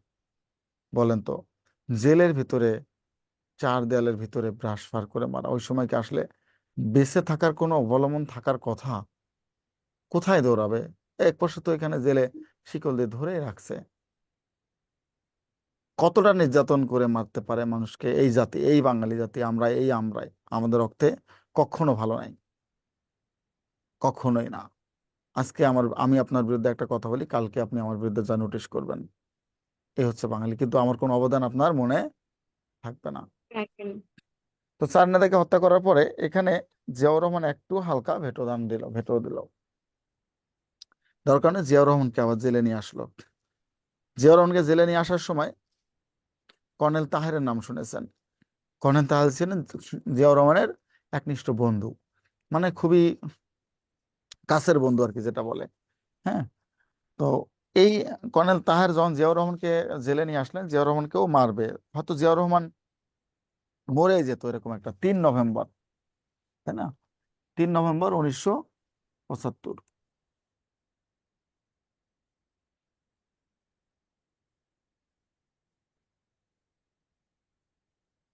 তো জিয়াউর রহমান, তখন জিয়াউর রহমানকে জেলে নিয়ে আসলো, কর্নেল তাহের দৌড়ে আসলেন, আমার বন্ধুকে গ্রেপ্তার করা হয়েছে, জেলে নেওয়া হয়েছে। তখন গ্রেপ্তারের মানে কিন্তু আর ধরে রাখা না, মেরে ফেলা। তখন এই কর্নেল তাহার যুদ্ধ করেছেন, তার এক পা ছিল না। এক পা দিয়ে তার যে সৈন্যবাহিনীগুলো ছিল কিছু, তাদেরকে নিয়ে আসলেন, একটা সেনাবাহিনীর কূপ করলেন, করে জিয়াউর রহমানকে রক্ষা করলেন। ওইখানে যুদ্ধে গোলাগুলিতে খালেদ মোশাররফ মারা গেলেন। মুক্তিযুদ্ধের কে ফোর্সের প্রধান খালেদ মোশাররফ, তিনি কি হলেন? নিহত হলেন। এরপর জিয়াউর রহমান আসলেন, খন্দকার মোশতাকের শাসন চলে গেল, জিয়াউর রহমান নিজেকে প্রেসিডেন্ট ঘোষণা করলেন। এর মধ্যেই কর্নেল তাহেরের সাথে কি হলো? জিয়াউর রহমানের মনোমালিন্য হওয়া শুরু হলো, দুজনের ক্ষমতার দ্বন্দ্ব মিলতেছে না। এই জিয়াউর রহমানকে যে বাঁচালেন কর্নেল তাহের, কর্নেল তাহেরকেই জিয়াউর রহমানের আমলে আবার ফাঁসিতে ঝোলানো হলো। বুঝিয়েন ব্যাপারটা, আমরা কতটা সেলফিশ দেখেছেন, দেখেন পুরোটাই সেলফিশ দিয়ে চলছি আমরা। পরে 80 সালের দিকে জিয়াউর রহমান আর বাংলাদেশের কাউকে কি করতে পারতেছিল না, বিশ্বাস করতে পারছিল না। ঠিক আছে, বিশ্বাস করতে পারছিল না। তখন তিনি কাকে নিয়ে আসলেন বলেন তো? আমাদের সেই কাকুকে, এরশাদ কাকুকে নিয়ে আসলেন। এরশাদ কাকুকে পাকিস্তান থেকে নিয়ে আসলেন, বললেন যে আমি বাংলাদেশের কাউকে বিশ্বাস পাচ্ছি না, সুতরাং তুমি আসো, তোমাকেই সেনাবাহিনীর দায়িত্ব দিব। তাকে সেনাবাহিনীর দায়িত্ব দেওয়া হলো। এর মধ্যেই জিয়াউর রহমান 1981 সালে 30 মে বিএনপির প্রতিষ্ঠা বার্ষিকী পালন করার জন্য গেলেন চট্টগ্রামে। আবার এরশাদকে পুশ করা হলো, জিয়া অনেক বেশি পপুলার হয়ে গেছে, যদি জিয়াকে না মারা যায় তাহলে তুমি কখনোই উঠতে পারবে না, তুমি হয় মৌন সম্মতি পালন করো, আর না হয় কি তোমার অবস্থাও খারাপ হবে। সেখানে জিয়াউর রহমানকে সাজরা করে, শেখ মুজিবুর রহমানকে 18টা গুলি করা হয়েছিল, কিন্তু জিয়াউর রহমানকে 60টারও বেশি গুলি করা হয়েছিল, একবারে শেষ সাজরা করে দিয়েছে। অথচ সবচেয়ে ওই সময় জিয়াউর রহমান সবচেয়ে পপুলার প্রেসিডেন্ট বাংলাদেশের। দেখেন তো, ভালো খারাপের আমরা কোনো তুলনা রাখছি? বেশি ভালো হলেও আমরা তাকে শেষ করে দিয়েছি, বেশি খারাপ হলেও আমরা তাকে শেষ করে দিয়েছি। এর মধ্যে 1991 সাল পর্যন্ত বলা হয়ে থাকে বাংলাদেশের বীর বিক্রম বীর উত্তম যারা ছিলেন ম্যাক্সিমামকে খুন করা হয়েছে, শেষ করে দেওয়া হয়েছে। যার স্বার্থপরতা আজ পর্যন্ত আমাদের মধ্যে থেকে গেছে, আমাদের আমাদের গায়ে শরীরটাই স্বার্থ দিয়ে, স্বার্থপরতা দিয়ে ভর্তি। একটু আপনার স্বার্থের বাইরে গেলেই আপনি কি করবেন? সাথে সাথে যত বেশি আপনার জন্য আমার অবদান থাকুক না কেন, আপনি ভুলে গিয়ে আপনার স্বার্থটাকে হাসিল করবেন। একটু যদি স্বার্থের বাইরে যান, পৃথিবীর মানুষগুলো এতটাই, আমরা বিশেষ করে বাঙালি জাতি সবচেয়ে বড় সেলফিশ এই জায়গাতে। এনিওয়ে, এই ঠিক তেলিয়াপাড়ার রণকৌশল কি ছিল? কেউ কাউকে বিশ্বাস পাচ্ছিল না, না পাওয়ার কারণে এখানে সবাই একজোট হয়ে কি করা হয়, সিদ্ধান্ত নেওয়া হয় যে বাংলাদেশকে 11টি সেক্টরে ভাগ করা হবে, 3টি ব্রিগেড ফোর্সে, এবং 3টি ব্রিগেড ফোর্সগুলোর নাম তো জানেন, জেড ফোর্স, এস ফোর্স এবং কে ফোর্সে ভাগ করা হবে। আর 11টি সেক্টর এবং 64টা সাব সেক্টরে ভাগ করা হবে। কত সাব সেক্টর? কতটা? 64টা। এই হচ্ছে আমাদের তেলিয়াপাড়া রণকৌশল। এর পরীক্ষা দিয়েছিল, তাই একটু আপনাদের পড়িয়ে ফেললাম। এবার আসেন, যেহেতু এখানে মুক্তিযুদ্ধের সেক্টরটা নাই, আমি মুক্তিযুদ্ধের সেক্টরটা আপনাদের একটু জাস্ট, সরি, মুজিবনগর সরকারের ব্যাপারটা একটু বলি। প্রবাসী সরকার থেকে আসতে পারে, যদিও আসার সম্ভাবনা খুবই কম, একেবারে কম, তারপরেও বেশ কয়েকটা প্রশ্ন একটু লিখে নেন। তাহলে ভালো হয়। কে কোন দায়িত্ব ছিল এগুলো আসবে না, আসবে কোনটা? মোট সদস্য ছিলেন কতজন? মোট সদস্য 6 জন। তার মধ্যে রাষ্ট্রপতি কে ছিলেন? শেখ মুজিবুর রহমান,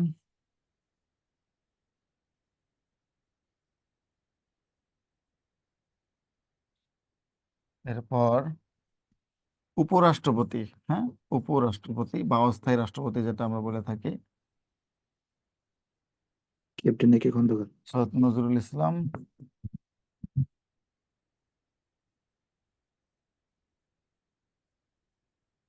তারপরে কে ছিলেন স্বরাষ্ট্রমন্ত্রী? এইচ কামরুজ্জামান। কামরুজ্জামান না, কামারুজ্জামান। ঠিক আছে, কামরুজ্জামান না, কখনো কামরুজ্জামান পড়বে না, কামারুজ্জামান হবে। হ্যাঁ, তারপর জি হচ্ছে স্যার। কি অর্থমন্ত্রী? এম এ মনসুর নাকি? M A G sir, Mansur, Mansur Ali. M A Mansur Ali. এটা মানে মনসুর আলী হবে, সরি, একটু দাঁড়ান, জি স্যার, মনসুর আলী হবে। মনসুর আলী হবে। হুম, হ্যাঁ, মনসুর আলী। তারপর অর্থ গেল, তারপর কি আছে বলেন তো? পররাষ্ট্র প্রধান নাকি? পররাষ্ট্র তো দিয়েছি। পররাষ্ট্রমন্ত্রী কে? খন্দকার মোশতাক আহমেদ। খন্দকার মোশতাক আহমেদ। ইনি পরবর্তী সময় এনাকে কিন্তু কি করা হয়, এনার ক্ষমতা এক প্রকার নিয়ে নেওয়া হয় নাকি? আরেকজন কে আছে বলেন তো দেখি? স্যার, প্রধানমন্ত্রী তাজউদ্দিন প্রধানমন্ত্রী। ওরে আহমেদ। আল্লাহ রে, ওটারে ছাড়িয়ে গেছি কেমনে? হ্যাঁ, জি স্যার, প্রধানমন্ত্রীকে প্রধানমন্ত্রী ছাড়িয়ে গেছি আমি, এটা কিছু হইলো কোন তো? এই যে এখানে প্রধানমন্ত্রী, ঠিক আছে, প্রধানমন্ত্রী স্যার, জি স্যার, উপরাষ্ট্রপতি তাজউদ্দিন আহমেদ। তাজউদ্দিন আহমেদ।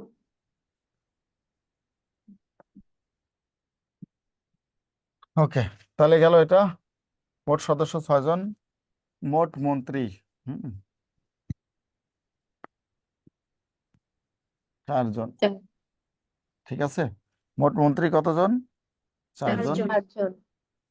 মোট মন্ত্রণালয়, মন্ত্রণালয় ছিল কতটা? 12টি। 12টি। 12টি।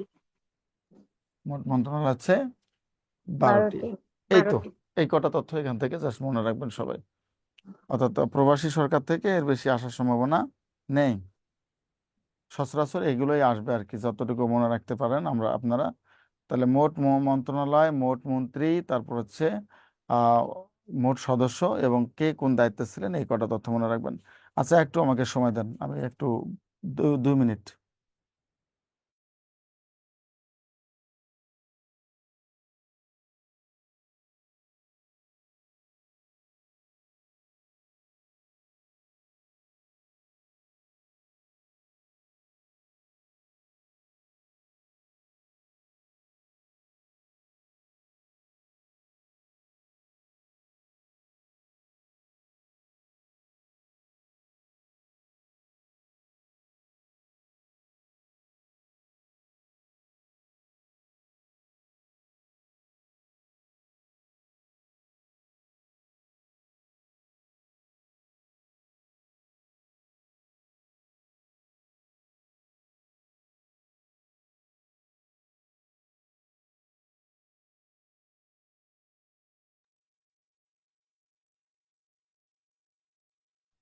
ওকে, তাহলে এটা নেন আপনারা। এরপর আমরা যেটা দেখব সেটা হচ্ছে মুক্তিযুদ্ধের সেক্টর সমূহ।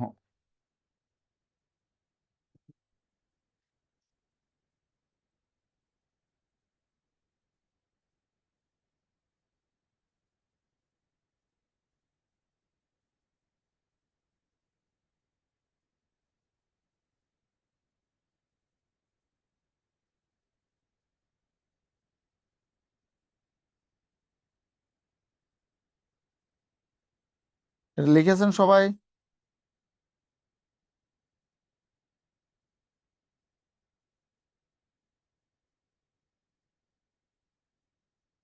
একেবারে আগে বলেছি আমি কিন্তু কারেন্ট ইস্যুগুলো পড়াবো, একে সব মিলে হজবরল পড়া কিন্তু আপনাদের পড়াবো না, কারেন্ট তথ্যগুলোই শুধু আমি পড়ানোর চেষ্টা করব। লেখা শেষ সবার? জি। জি স্যার। ওকে, আমরা আসি এবার মুক্তিযুদ্ধের সেক্টর। সেক্টরগুলো সব পড়তে হবে এমন না, আমি লিখে দিচ্ছি। 6 থেকে 7টা সেক্টর পড়লেই হবে, যেমন 1, 2, 3, 5, 10 এবং 11, হ্যাঁ, এই 6টা সেক্টর পড়বেন। 1, 2, 3, 5, 10, 11, 6টা সেক্টর সবসময় আমরা পড়বো। কিভাবে কেন পড়বো আমরা একটু দেখি। 1 নম্বর সেক্টর কেন গুরুত্বপূর্ণ? এখানে জিয়াউর রহমান যুদ্ধ করেছেন সবচেয়ে বেশি, তাই না? কেন 1 নম্বর সেক্টর এই জন্য গুরুত্বপূর্ণ? এখানে জিয়াউর রহমান যুদ্ধ করেছেন। পরীক্ষা আসার মতো সবচেয়ে গুরুত্বপূর্ণ সেক্টরটাই হচ্ছে 1 নম্বর সেক্টর। এবং এটা কোথায় ছিল? চট্টগ্রামের অধীনে ছিল। তারপর আসি 2 নম্বর সেক্টর কেন গুরুত্বপূর্ণ? জিয়াউর রহমান কিন্তু কোন ফোর্সের প্রধান? Z force. ওই সময় কয়টা ফোর্স হয়েছিল? 3টা ফোর্স হয়েছিল, জেড ফোর্স, এস ফোর্স এবং কে ফোর্স। নামের প্রথম অক্ষর দিয়ে জেড ফোর্সে জিয়াউর রহমান, এস ফোর্সে শফিউল্লাহ, কে ফোর্সে খালেদ মোশাররফ। এই যে খালেদ মোশাররফ ছিল কে ফোর্সের প্রধান। 2 নম্বর সেক্টর এই জন্য গুরুত্বপূর্ণ। পাশাপাশি এখানে কে যুদ্ধ করেছে? সিতারা বেগম। কে? সিতারা বেগম এখানে যুদ্ধ করেছে। তার পাশাপাশি এখানে কি জন্য গুরুত্বপূর্ণ? এটা মুক্তিযুদ্ধের সময় ঢাকা কত নম্বর সেক্টরে ছিল? 2 নম্বর সেক্টর ছিল। এর পাশাপাশি আর কেন গুরুত্বপূর্ণ বলেন তো? এখানে আমাদের একটা বাহিনী ছিল, বলো তো দেখি, ক্র্যাক প্লাটুন। কে? ক্র্যাক প্লাটুন নামে একটা বাহিনী ছিল। ক্র্যাক প্লাটুনও 2 নম্বর সেক্টরে যুদ্ধ করেছেন। কোন platoon? Crack platoon. BJP platoon sir, এটা এই বিজেপি যে এটাই মূলত কতজন সদস্য ছিল? 17 জন সদস্য ছিল। বাংলাদেশের সবচেয়ে বিচক্ষণ একটা যুদ্ধের জন্য যে প্লাটুনটা ছিল এটাকে বলা হচ্ছে ক্র্যাক প্লাটুন। এই প্লাটুনটাও কার অধীনে? খালেদ মোশাররফের অধীনে 2 নম্বর সেক্টর থেকে তারা যুদ্ধ পরিচালনা করেছিলেন। সো এই জন্য খুবই বেশি গুরুত্বপূর্ণ। তাহলে Sitara Begum, Dhaka, crack platoon, major Khaled Mosharraf, সব কয়টা তথ্যই পরীক্ষার জন্য ইম্পর্টেন্ট। তারপর আমরা আসি 3 নম্বর সেক্টর কেন গুরুত্বপূর্ণ। এখানে এস ফোর্সের প্রধান মেজর শফিউল্লাহ যুদ্ধ করেছেন। কোন ফোর্স? এস ফোর্সের প্রধান শফিউল্লাহ যুদ্ধ করেছেন। এজন্য এগুলো কি লেখার সাথে থাকবে স্যার? হ্যাঁ, লেকচার শিটে তো আছে, সব আছে, সেক্টরগুলো আছে।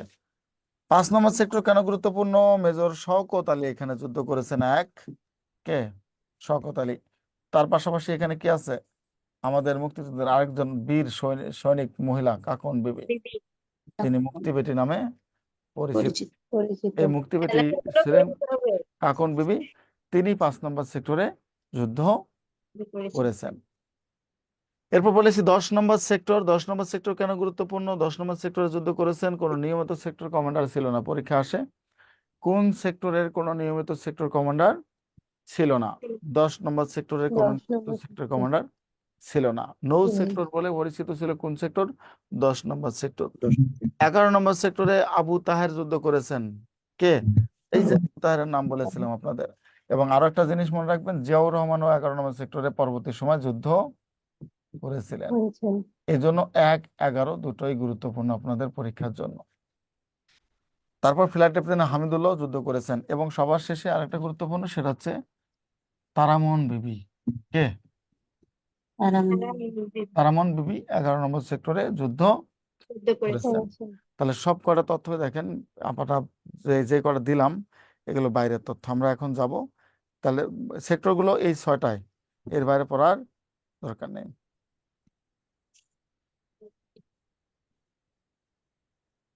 ক্লিয়ার সবাই? আসি মুক্তিযুদ্ধের সময় নারীদের কি ভূমিকা ছিল।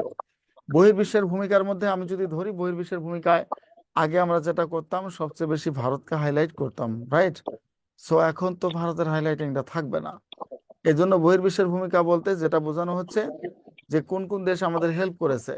সো ভারতের হেল্পটা আর পরীক্ষায় আপাতত আসার সম্ভাবনা নেই। সো বহির্বিশ্বের ভূমিকাটা আপনারা যেটা করবেন, আপনাদের বইয়ে বা লেকচার শিটে দেখেন সুন্দর করে দেওয়া আছে। ওডারল্যান্ড থেকে শুরু করে যেগুলো তথ্যগুলো, এগুলো একটু দয়া করে হয় পড়ে নেবেন। এইখানে শিট থেকে আমি পড়াচ্ছি না, কারণ এখানে ভারতের যে পদক্ষেপগুলো ছিল এগুলো আপনাদের পরীক্ষায় এভাবে আসবে না, আসার সম্ভাবনা খুবই কম। কিন্তু আসবে কোনটা? এই যে এটা খুবই গুরুত্বপূর্ণ, সেটা হচ্ছে মুক্তিযুদ্ধে নারীদের ভূমিকা। নারী যারা আছেন, হ্যাঁ, তারাও আমাদের মুক্তিযুদ্ধের সময় অনেক গুরুত্বপূর্ণ ভূমিকা পালন করেছেন। আমাদের সাথে সাথে তারাও যুদ্ধ পরিচালনা করেছেন। করেছে। নারীদের অবদান কোনোভাবে অস্বীকার করার যাবে না।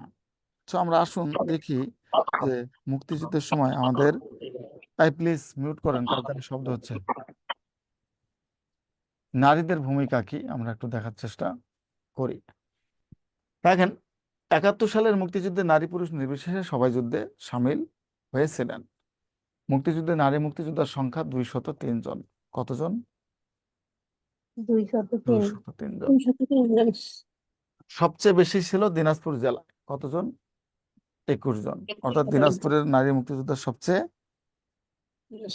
বেশি ছিল। এবার আসি, এই নারী মুক্তিযোদ্ধাদের মধ্যে কিছু মুক্তিযোদ্ধার নাম আমি এখানে লিখে নিয়েছি। সেরকম কেমন? ক্যাপ্টেন সিতারা বেগম, তারামন বিবি, কাকন বিবি, পুষ্পরানী, মালতী রানী, হীরামণি, ফারিজা খাতুন, সাবিত্রী নায়ক, রাজিয়া খাতুন।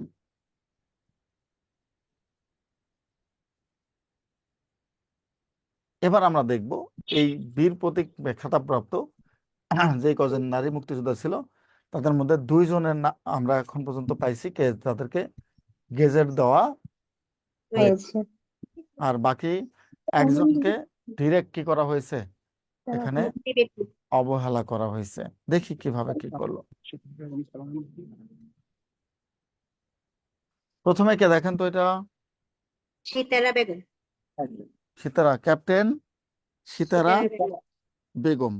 ক্যাপ্টেন সিতারা বেগম থেকে কয়টা প্রশ্ন আসবে? 4টা। কয়টা? 4টা প্রশ্ন। কি কি প্রশ্ন আসবে আমরা একটু দেখি। প্রথম হচ্ছে, কত সালে তিনি জন্মগ্রহণ করেন?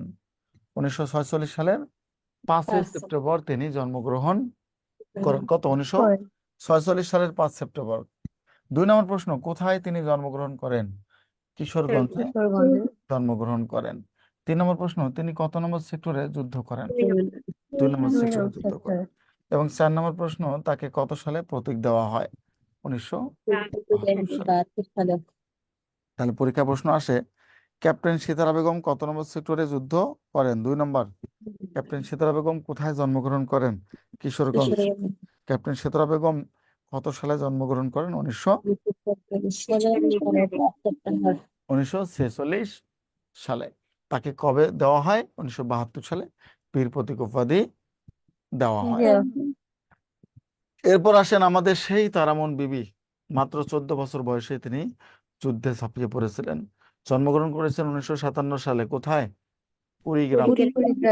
কুড়িগ্রামে। বীর প্রতীক উপাধি পেয়েছেন কত সালে? 1973 সালে। আর কত নম্বর সেক্টরে যুদ্ধ করেছেন? 11 নম্বর সেক্টরে। কিন্তু এখানে একটা ব্যাপার, এটা হচ্ছে যে এই তারামন বিবি 72 সাল পরবর্তী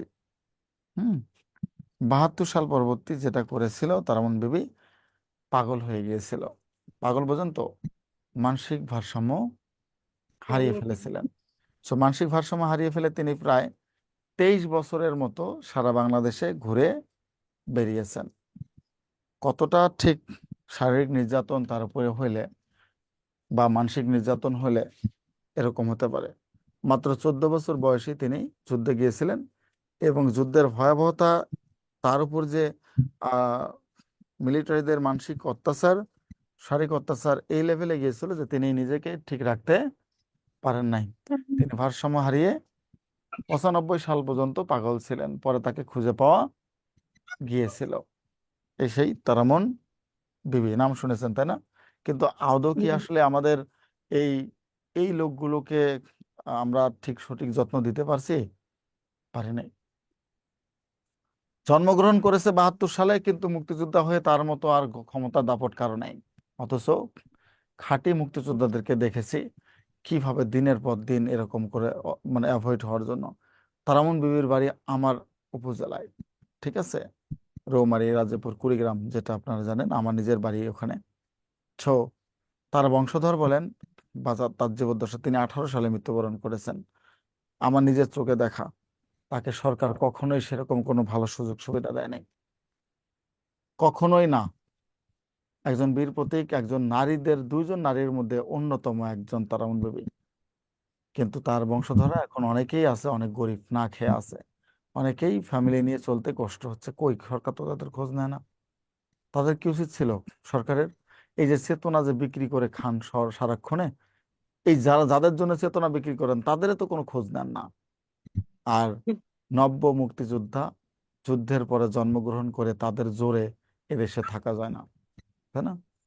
তাদেরকে কি করেছি আমরা? তাদের কোনো পুনর্বাসনের ব্যবস্থা করেছি? করি নাই। 56,000 রেজিস্টার্ড মুক্তিযোদ্ধার মধ্যে বলা হচ্ছে 30,000 ভুয়া। আমার চোখে দেখা, আমার চোখে আমি একজনকে ভুয়া দেখেছি, এবং আমার চোখে একজন রিয়েলকে আমি দেখেছি কতটা আক্ষেপ নিয়ে সে মারা গেছে। ঠিক আছে, স্যার, আমার যারা গ্রামের, অরিজিনাল আমার এক মুক্তিযোদ্ধা দূর সম্পর্কের মামা ছিল আমার গ্রামের। আমি যখন এইচএসসি ইউনিভার্সিটিতে পড়ি, তখনও আমার কাছে আসতো, আমার বাবার বন্ধু, খুব কাছের বন্ধু ছিল, তখন আমার কাছে আসতো। ওই মুক্তিযুদ্ধের সময়, মুক্তিযুদ্ধ পরবর্তী সময় তাদেরকে ছোট্ট একটা সার্টিফিকেট দিয়েছিল, ঠিক আছে, স্যার, যে এটা আপনাদের দলিল। সো ওই দলিল তিনি নিয়ে আমার কাছে আসতেন, যে বাবা এই যে দলিল আছে, কিন্তু আমাকে কি দিচ্ছে না, স্বীকৃতি দিচ্ছে না, আমাকে অন্তর্ভুক্ত করছে না। অর্থাৎ 2 লাখ করে টাকা নিয়ে একজনকে মুক্তিযোদ্ধা বানাইছে, 2 লাখ করে। কতটা নিকৃষ্ট স্যার, জাতি আমরা, বুঝেছেন? স্যার, আমি নিজেও এটা শিকার। স্যার, আমার বাবা সেনাবাহিনী ছিল, মানে আপনি পাকিস্তানি যুদ্ধের সময় আমার বাবা বন্দী ছিল। তো আচ্ছা, দেখা গেছে যারা মুক্তিযুদ্ধ করে নাই ওরা স্বীকৃতি পাইছে, কিন্তু আমরা পাই নাই। কেন পায়নি? সার্টিফিকেট স্যার ছিল আমার, না? জি স্যার, স্যার সেনাবাহিনী ছিল ওই সময় যুদ্ধকালীন, বাংলাদেশ আসার সময় পাকিস্তানের হাতে বন্দী ছিল। ও আচ্ছা আচ্ছা, তো এটা তো অবশ্যই স্বীকৃতি পাওয়া উচিত। স্যার সেনাবাহিনীর বার্তা দেয়। আচ্ছা, সেনাবাহিনীর, এটা আপনারা কেস মামলা করেন নাই? হ্যাঁ স্যার, আমার ভাইয়েরা তো বিজনেসম্যান না, ওরা এগুলো নিয়ে দৌড়ায় নাই। কেন দৌড়ানে? স্বীকৃতি খারাপ কি? তো এই যে আপনার আজকে কি কাজে লাগতো জানেন আপনি? জি স্যার। হুম, আপনার আজকে কাজে লাগতো মানে শুধু পাশ করলে চাকরি, কোনো কথা নাই। কারণ স্যার এমনিতে স্যার ওইগুলো আছে, কাগজপত্র সবই আছে, আপনার সেনাবাহিনীর ওইগুলো ফ্যামিলিকে আছে। বলেন এটা নিয়ে মামলা করার জন্য। এখন তো এটা সরকার চেঞ্জ হয়েছে, এখন দিয়ে দিতে পারে তো, স্যার, বুঝেন নাই? স্যার আমি বললে পারবো এটা হ্যাঁ, নিয়ে? কেন নয়, কি সব বলেন। মুক্তিযুদ্ধ মন্ত্রণালয় যান, যায় দেখান আমার বাবা এটা ছিল। তো সে, যদি সহজভাবে বলি, শেখ মুজিবুর রহমান তো পাকিস্তানের জেলে 9 মাস ছিল, তিনিও তো যুদ্ধ করে নাই। তো তিনি আবার দেশের স্থপতি হয় কিভাবে, তাই না? সো আপনার বাবা তো তাহলে সে তো যুদ্ধ করার জন্য দেশে আসতো, বাধার সম্মুখীন হয়েছে, তার মানে দেশে তাকে অস্ত্র গ্রেপ্তার করা সহ হয়েছে, সে ধরা তো পড়ছে। স্বীকৃতি, সে স্বীকৃতি পাওয়ার মতো না? স্বীকৃতি পাওয়ার মতো, অবশ্যই স্বীকৃতি পাওয়ার মতো। আপনি আপনি দৌড়ান, দৌড়ালে অবশ্যই পাবেন। ঠিক আছে, না পাওয়ার জি তো কোনো স্যার। কারণ দেখি না। আপনার ফ্যামিলি আছে না? জি স্যার, ফ্যামিলি আছে, আমার আব্বু নাই, না মানে না, আম্মু ফ্যামিলি আছে। বলতে আপনার হাজবেন্ড আছে না? হাজবেন্ডের সাথে নিয়ে আপনি আসেন, হ্যাঁ, হ্যাঁ। বুঝেছেন তো? স্যার আমি ঢাকাতেই থাকি। তো তাহলে এটা কি সব বলেন? আপনি কাগজপত্র নিয়ে একদিন মুক্তিযুদ্ধ মন্ত্রণালয়ে আসেন, হ্যাঁ, আসি দেখেন কি স্যার, করেন। এখন তো যদি না হয়, হ্যাঁ, মানে যোগাযোগ করার কোনো উপায় থাকলে আমাকে বলিয়েন, আমি চেষ্টা করব কোনোভাবে যদি করা যায়। ঠিক আছে, জি স্যার, থ্যাংক ইউ। ওকে ওকে। তাহলে আমরা যেখানে আসলাম সেটা হচ্ছে এই তারামন বিবি। তিনি কি করেছেন? তিনি পাগল বেসেছিলেন, কিন্তু আমাদের আরেকজন কাকন বিবি, সে আবার পুরোপুরি কি হয়েছে, বঞ্চিত হয়েছে। তাকে, তিনি 20টা যুদ্ধে অংশগ্রহণ করেছিলেন, বাট তাকে স্বীকৃতি দেওয়া হয়নি। ঠিক আছে, কি করা হয়নি? স্বীকৃতি দেওয়া হয়নি। তিনি খাসিয়া পরিবারে জন্মগ্রহণ করেছিলেন, সুনামগঞ্জে বড় হয়েছিলেন। মুক্তিবেটি নামে পরিচিত, বারবার পরীক্ষা আসে, তাই না? মুক্তিবেটি পরিচিত দিয়েছেন, সবই দিয়েছেন, কিন্তু তাকে স্বীকৃতি দিলেন না। এইটা আবার কেমন ধরনের অসঙ্গতি, এটা কেমন ধরনের বৈষম্য? টোটালি তার সাথে কি করা হয়েছে? বৈষম্য করা হয়েছে। তার আসল নাম কি? কাকাত হেনিন চিতা। বিয়ে করেছিলেন, বিয়ের পরে তিনি ইসলাম ধর্ম গ্রহণ করেন, এবং তার নাম হয়ে যায় কে? নূরজাহান বেগম। কি হয়? নূরজাহান বেগম হয়ে যায় তার নাম। তাকে দেখেন, বীর প্রতীক খেতাব দেওয়া হয় কত সালে? 1997 সালে। কিন্তু গেজেট প্রকাশ করা হয়নি। কি প্রকাশ করা হয়নি? গেজেট প্রকাশ করা হয়নি। তাহলে গেজেট কেন প্রকাশ করা হলো না? এই কেনর কোনো উত্তর নেই। ঠিক আছে, এই কেনর কোনো উত্তর নেই। কেন নেই? গেজেট কেন দেওয়া হলো না? না দেওয়ার কারণ কি? এইটার কোনো উত্তর নেই। অর্থাৎ 97 সালে তাকে গেজেট দেওয়া হয়েছিল, মানে কি দিয়েছিল, ওই কি বলে তোমার স্বীকৃতি দেওয়া হয়েছিল, বাট গেজেট দেওয়া হয় না। এটা আজ পর্যন্ত আমরা যদি বলি, এটা আমাদের একটা অনেক বড় কি ব্যর্থতা, আমাদের অনেক বিশাল ব্যর্থতা হচ্ছে এটা। অনেকের কি আজান দিচ্ছে? হ্যাঁ স্যার, আদান দিচ্ছে স্যার। আচ্ছা, বিরোধী স্যার সমস্যা দেওয়া নেই, হবে না? আমরা আরো বিরতি আরো 2-4 মিনিট আলোচনা করি। তাহলে এখান থেকে যেটা আসে, আদান করছে মাত্র। 5 নম্বর সেক্টরে যুদ্ধ করেছেন তিনি। কত নম্বর? 5 নম্বর সেক্টরে যুদ্ধ করেছেন। দেখেন তিনি ছোট বড় প্রায় 20টি যুদ্ধে অংশগ্রহণ করেছিলেন। কয়টা? 20টি যুদ্ধে ছোট বড় অংশগ্রহণ করেছিলেন, কিন্তু দুর্ভাগ্যক্রমে তাকে স্বীকৃতি দেওয়া হয়নি। তো আমরা এটাকে ঠিক কি হিসেবে ট্রিট করব বলেন তো? আছে কোনো উপায়? নেই। এটার কোনো উত্তরও নাই সঠিক, যে এটা ঠিক কি হওয়ার কথা। এবার আসি বীরশ্রেষ্ঠ পরিচিতি। এটা শেষ করে আমরা বিরতি দেব, পরে অল্প কিছু আছে, একবারে বিরতি দেব, কি বলেন? না কি করব? জি স্যার, একবারই বিরতি। স্যার, আজানের বিরতি দেওয়ার প্রয়োজন নেই স্যার, একবার শেষ করে দেন। হ্যাঁ, আমরা একবারে শেষ করে দিই। বীরশ্রেষ্ঠ পরিস্থিতি থেকে আমরা আসি। বীরশ্রেষ্ঠ পরিস্থিতি থেকে আপনাদের প্রশ্ন আসবে হচ্ছে কয়টা জানেন? একটা মিনিমাম আসবে, এটা নিশ্চিত থাকতে পারেন আপনারা। সো এখান থেকে 4টা করে ব্যাপার পড়বেন। সেটা হচ্ছে জন্ম, জন্মসাল, হ্যাঁ, সেক্টর, সমাধি। প্রত্যেকজনের কি করবেন? জন্ম, জন্মসাল, সেক্টর, সমাধি। জন্ম, জন্মসাল, সেক্টর, সমাধি, এই 4টা করে তথ্য মুখস্থ করবেন। জন্ম 1948-47 সালে। মনে রাখবেন যে এই বীরশ্রেষ্ঠদের মনে রাখার জন্য কি আছে বলেন তো দেখি? মহামরু মোহাম্মদ নূর, তাই না? মনে রাখার জন্য বীরশ্রেষ্ঠ 7জনকে মনে রাখবেন কিভাবে বলেন তো? একটা ছোট্ট টেকনিক দিচ্ছি, একটু তাড়াতাড়ি লিখে নেন, তাহলে হবে। এটা হচ্ছে মহামরু মোহাম্মদ নূর, মহামরু মোহাম্মদ নূর, এই 7জনকে মনে রাখা। মতে কি? মতিউর রহমান। হাতে কি? হামিদুর রহমান। আরেক মতে কি? হামিদুর রহমান, মোহাম্মদ শেখ, নাকি নূর মোহাম্মদ শেখ, বোঝেন না? আরেক মতে কি হবে বলেন তো দেখি? মতিউর রহমান। মতিউর রহমান তো লিখছি, আরেকটা হ্যাঁ, কি? হামিদুর রহমান। হামিদুর রহমান, মোস্তফা কামাল। এটা তো মোস্তফা কামাল। আমার আরো আছে তো, এই মতে মোস্তফা কামাল, এই মতে কি? মহিউদ্দিন জাহাঙ্গীর। হ্যাঁ, গুড। মহিউদ্দিন জাহাঙ্গীর। এটা হচ্ছে মহিউদ্দিন জাহাঙ্গীর, মহিউদ্দিন মহিউদ্দিন। জাহাঙ্গীর। ঠিক আছে, এটা কি পড়বে? মহিউদ্দিন। মহিউদ্দিন জাহাঙ্গীর। আর এটা রুহুল আমিন। এটা কি? রুহুল আমিন। আমি খালি শর্ট নাম লিখতেছি, এটা হচ্ছে মোস্তফা কামাল, এটা মোস্তফা। আর এটা নূর, নূরতে কি বলেন তো দেখি? নূর মোহাম্মদ শেখ। নূর মোহাম্মদ শেখ। তাহলে নূর মোহাম্মদ শেখ শেষ। এখন তো 1 2 3 4 5 6 7 6জন হয়ে গেল না? বলেন তো দেখি, 6জন হয়ে গেল না? নূরতে কি? নূর মোহাম্মদ। আর রতে কি হবে বলেন তো দেখি? আব্দুর রব। মুফতি আব্দুর রব। রৌফ। ঠিক আছে, এই যে শর্ট করে এই 7জনকে মনে রাখা যায়, মহামরু মোহাম্মদ নূর। এরা দিয়ে 7জন বীরশ্রেষ্ঠকে সুন্দর করে আপনি মনে রাখতে পারবেন।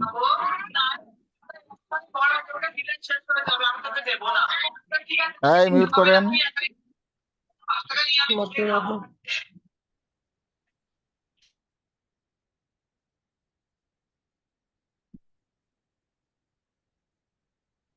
ওকে, লেখা হয়েছে শেফালি আক্তার, জি স্যার। লেখা হয়েছে। জি স্যার। একটু আছে। ওকে, তারপর আসি ল্যান্স নায়ক মুন্সি আব্দুর রউফ। জন্ম 1943, এটা এটা লিখবেন, এটা কি জানেন? এটা হচ্ছে প্রথম শহীদ, প্রথম বীরশ্রেষ্ঠ হিসেবে শহীদ প্রথম হচ্ছে প্রথম শহীদ। 1943 সালে কি করেছেন? ফরিদপুর জেলায় জন্মগ্রহণ করেছেন। জন্মগ্রহণ করেছেন সেক্টর হচ্ছে 1, সমাধি রাঙ্গামাটি জেলার নানিয়ার নানিয়ার চরে। চরে।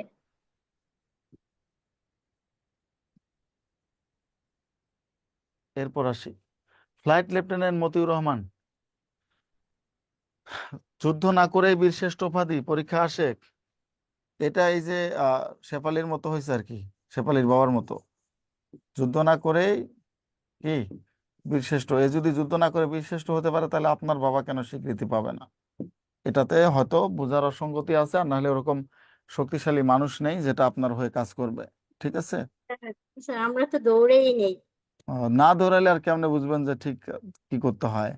এটাতে মানে জি স্যার ফাও ফাও এখন একটা জিনিস দৌড়াবো পাবেন, স্যার এটা ভাল লাগে না তো। জি স্যার কাগজপত্র সবকিছু আছে তো এখন দৌড়াবো। ওই যে স্যার সেনাবাহিনী ভাতা পায় তো এর জন্য না না, আমার আম্মা ইয়ে এটা করে তো না। পাশ হয়ে গেলে আপনার 30,000 টাকা মান্থলি পাবেন, বুঝেন না? তিরিশ জি হাজার স্যার টাকা এমনিতে মান্থলি। পাই আর মনে হয় 11,000 পায় কোথায়? স্যার ওই সেনাবাহিনীর ভাতা সেনাবাহিনীতে সেনাবাহিনী 11, আর এখানে মুক্তিযোদ্ধা সবাই 30,000। আর কত যে সুবিধা আপনি হিসাব করে পাবেন না। আর আপনি মুক্তিযোদ্ধার সন্তান হিসেবে ডিরেক্ট পাবেন, একবারে বিসিএস এ শুধু টিকলেও তাও বিসিএস ক্যাডার হবেন, মানে কোনো মতে পাশ করলে বিসিএস ক্যাডার হবেন। জি স্যার আমি তো মুক্তিযোদ্ধার স্যার পাইবাড়ি সন্তানদের থেকে যুগে ফিরে আসছি। 5% কোটা রাখছে, এই 5%-এর মধ্যে এটাই পূরণ হয় না, কারণ সন্তানরা এখন ম্যাক্সিমামে 40-এর উপরে বয়স। তো আপনার কপাল ভালো, আপনি তো এখন 30-এর নিচে মনে হয় আছেন। সো এটাতে না 25 দৌড়াইলে হয়। তো সমস্যা, বুঝলেন নাই? যাই হোক, আশা করি দৌড়ালে কাজ হয়ে যাবে। এই যে কি যুদ্ধ না করেই কি হয়েছে বীরশ্রেষ্ঠ উপাধি পেয়েছেন মতিউর রহমান, ফ্লাইট লেফটেন্যান্ট মতিউর রহমান। তারপরে আসেন ল্যান্স নায়েক নূর মোহাম্মদ শেখ, জন্ম কত সালে? 1936 সালে নড়াইল জেলায়, সেক্টর কত? শালা গ্রামে। 8, সমাধি যশোরের শাসা উপজেলার কাশীপুর গ্রামে। আমরা 45-46-এ একবারে শেষ করে দেব, ঠিক আছে? সিপাহী হামিদুর রহমান, জন্মগ্রহণ করেছেন 1953 সালের ঝিনাইদহের খদ্দ খালিশপুর। এটা মানে বিসিএস এ আসছিল গতবার প্রশ্ন আপনাদের। খদ্দ খালিশপুর, সেক্টর কত? 4, সমাধি ভারতে ছিল, পরবর্তী সময় বাংলাদেশে নিয়ে এসে তাকে বুদ্ধিজীবী কবরস্থানে দাফন করা হয়েছে। কাকে? সিপাহী হামিদুর রহমান। স্কোয়াড্রন ইঞ্জিনিয়ার রুহুল আমিন, এটাতে প্রশ্ন এভাবে আসে, কার লাশ খুঁজে পাওয়া যায়নি? ঠিক আছে, এটা কি? লাশ পাওয়া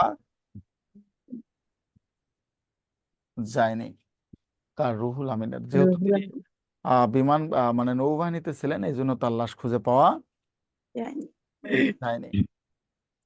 35 সালে জন্মগ্রহণ করেছেন নোয়াখালী জেলায়, সেক্টর 10, খুলনার রূপসা উপজেলা বাগমারা গ্রামে। তাকে রূপসা নদীর তীরে কি করা হয়? সলিল সমাধি দেওয়া হয়। সলিল সমাধি বুঝেছেন তো? লাশ খুঁজে পাওয়া না যায়নি স্যার এই জন্য। সলিল সমাধি বোঝেন না? কি সব বলেন? মানে পানিতেই তাকে কি করা হয়? তাকে সমাধি দেওয়া হয়েছে, পানির ভিতরে তাকে কি করা হয়েছে? সমাধি দেওয়া দেওয়া হয়েছে। হয়েছে। তো এই জন্য তার লাশ খুঁজে পাওয়া যায়নি। বুঝেছেন আমার কথা? তো দেশের জন্য কি কম করেছেন এরা? আমরা তো তাদেরকে ভুলে গেছি না। তারপরে আমরা আসি, এরপরে কে আছেন? আমাদের ক্যাপ্টেন মহিউদ্দিন জাহাঙ্গীর। কে এটা? ক্যাপ্টেন মহিউদ্দিন মহিউদ্দিন জাহাঙ্গীর। জাহাঙ্গীর।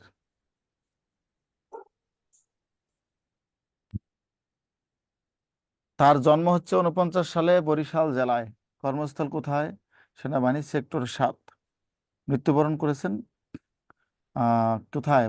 14 ডিসেম্বর 71 সালে। বীরশ্রেষ্ঠদের মধ্যে সর্বশেষ শহীদ কে বলেন তো? ক্যাপ্টেন মহিউদ্দিন ক্যাপ্টেন মহাজন জাহাঙ্গীর। জাহাঙ্গীর। সো ইনাকেও আমরা হয়তোবা ওভাবে মনে রাখি নাই, কিন্তু মহিউদ্দিন জাহাঙ্গীরকেও আমরা সেভাবে মানে আমাদের মনে হয় না যে আমরা মনে রাখছি সেরকম ভাবে। তারপরে আসেন সমাধি চাঁপাইনবাবগঞ্জের ষোড়শোনা মসজিদের কোথায়? চাঁপাইনবাবগঞ্জের ষোড়শোনা মসজিদ আপনি ধরে নিলেই হবে, প্রাঙ্গণে তাকে সমাধিস্থ করা হয়েছে। এতটুকু মনে রাখলে হবে। এবং এরপরে আপনাদের জন্য বেশ কিছু কি আছে বলেন তো? যদি বলি যে অনেকগুলো মুক্তিযুদ্ধ বিষয়ক গ্রন্থ উপস্থাপনা এগুলো আছে, এগুলো আপনারা নিজেদের মতো করে কি করবেন, পড়ে ফেলবেন। আর যেহেতু আজান দিয়েছে, আরো কি পড়ানো দরকার আছে বা আর পড়তে হবে কিনা বলেন? 45 বাজে, নামাজ অনেকের নাও হতে পারে। হ্যাঁ, স্যার আজকের মতো এই পর্যন্ত থাক, যদি কোনো টপিক বাকি থেকে পরবর্তী ক্লাসে আলোচনা করলে ভালো হয়। আচ্ছা, আমি আপনাদেরকে জাস্ট একটু স্লাইড গুলো দেখাচ্ছি, কোনগুলো পড়বেন তাহলেই হয়ে যাবে। হ্যাঁ, এই যে মুক্তিযুদ্ধ বিষয়ক প্রকাশনাগুলোর মধ্যে যা বই আছে, মুক্তিযুদ্ধ বিষয়ক গ্রন্থ এবং লেখকের নাম স্ক্রিনশট দিয়ে রাখেন সবাই, তাহলেই হয়ে যাবে। হুম,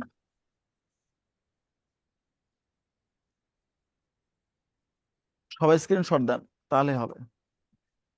দিয়েছেন? উপন্যাস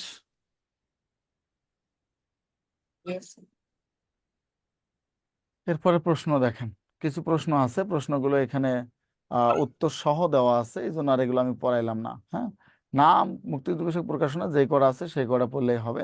অনেকগুলো প্রশ্ন দেওয়া আছে, যদিও এগুলো আপনাদের কাছে তো শীট আছে, শীট থেকে পড়ে ফেলবেন, আশা করি আর সমস্যা হবে না। এই তো মোটামুটি এটাই আলোচনা ছিল আজকের মতো।